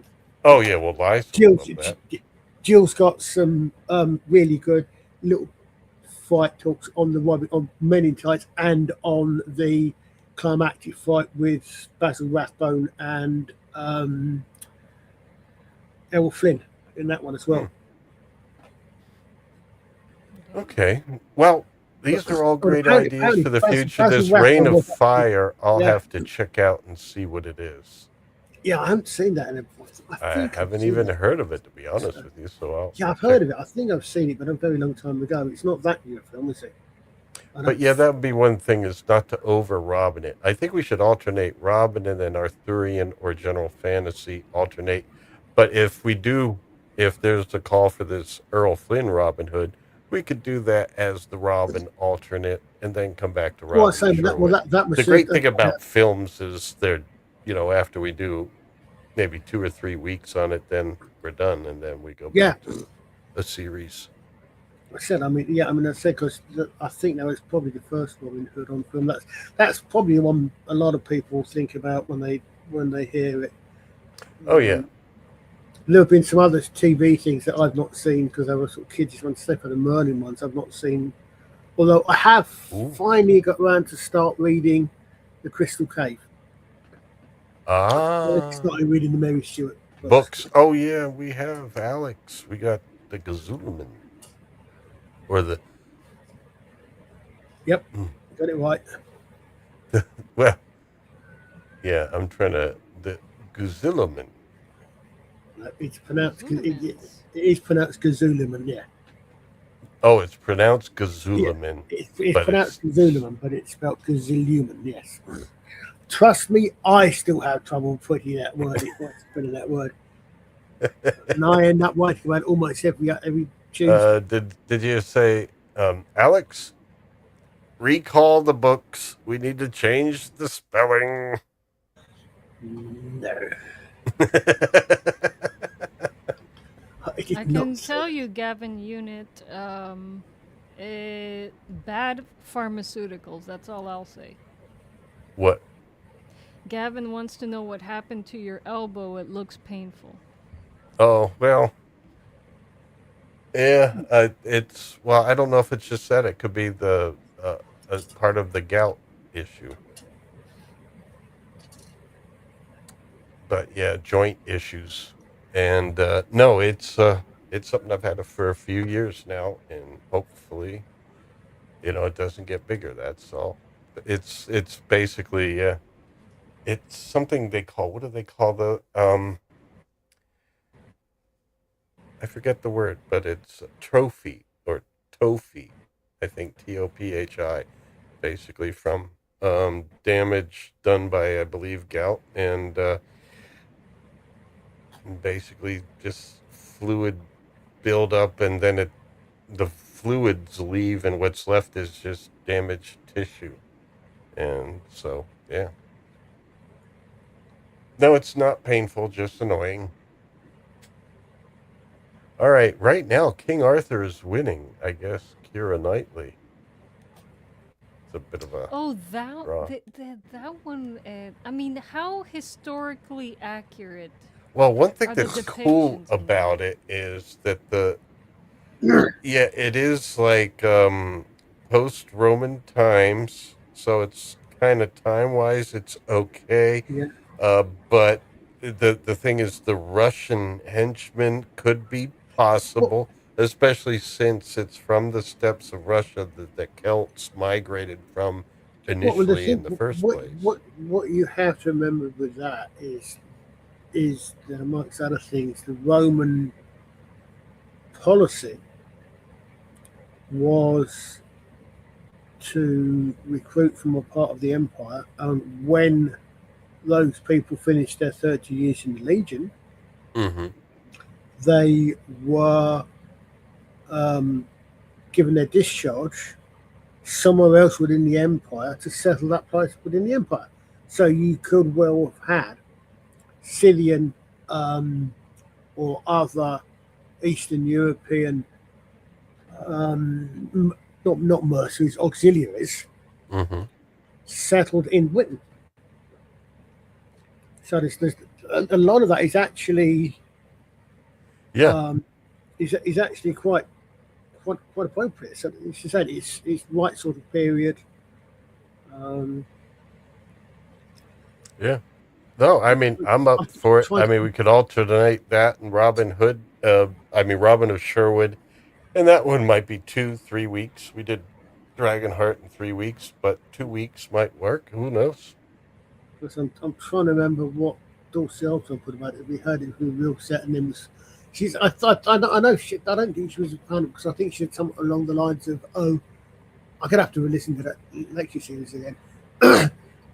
Something along the lines of, I threw it. Scholars were really happy when we heard it was going to be set in the right period of time, and then we saw the movie. Yeah, I don't know. I mean, I remember enjoying it. That's like they said tonight on Mr. Brown. Just because I enjoy it doesn't make it a great movie, but yeah, absolutely. But it's worth talking about. Why not? Dragonheart, there was some things about that, but it was still worth talking about. Oh, yeah, absolutely. It's an excuse to hang out with Gavin Unit.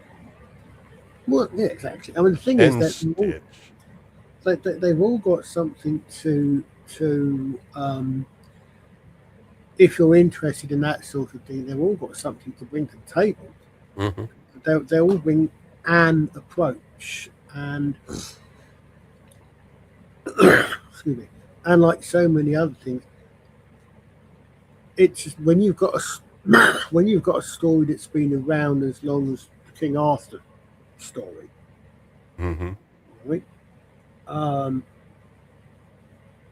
And the King Arthur, more than any of the others, is still, you might almost say, a living entity. It's still picking up things. I mean, you get something as old as the Iliad and the Odyssey. Yeah. You don't. They are set in their time. And that's fine. I have nothing wrong with it. A fantastic piece of literature, Mm-hmm. but they don't change much modern taste over time. Yeah, people dig dragons more than Cyclops.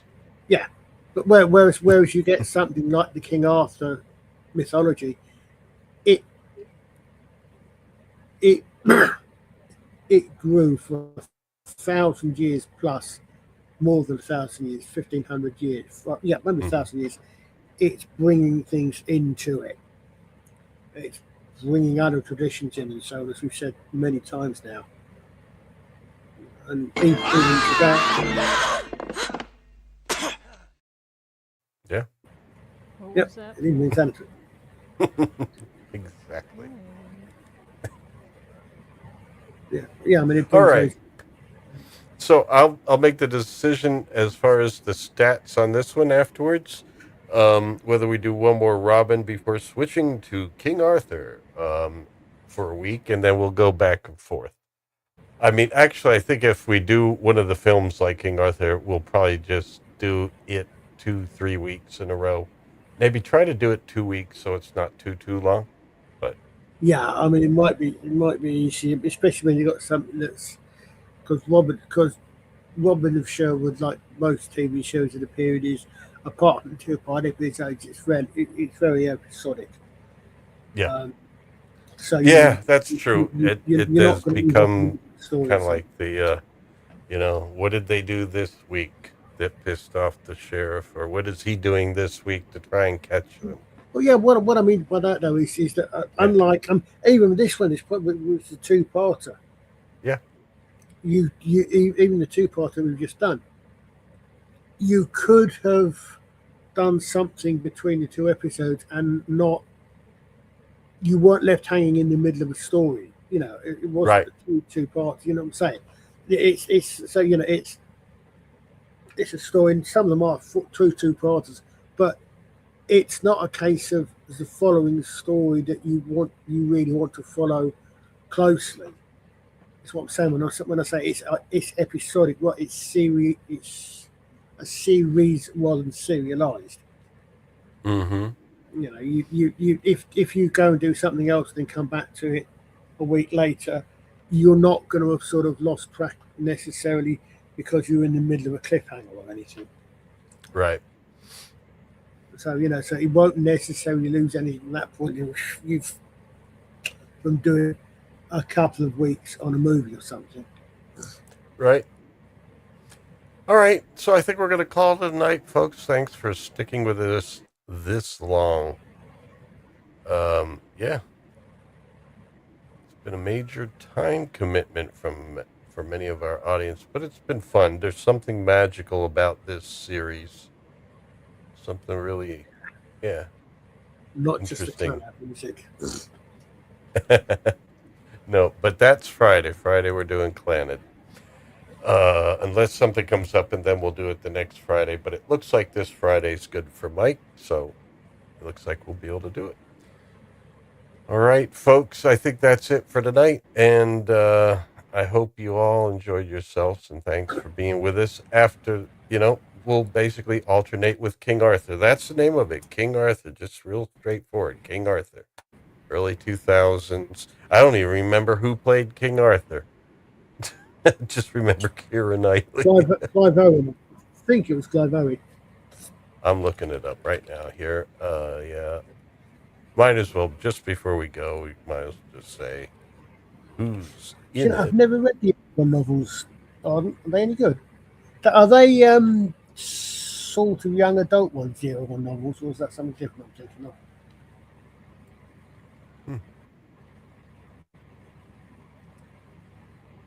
Oh, Clive Owen.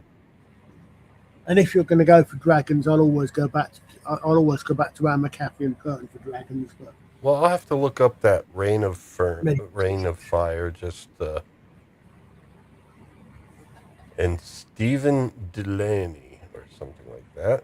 Yeah, there's Keira, and then there's Lone Gufford or something like that. Let's see, Mads Mikkelsen.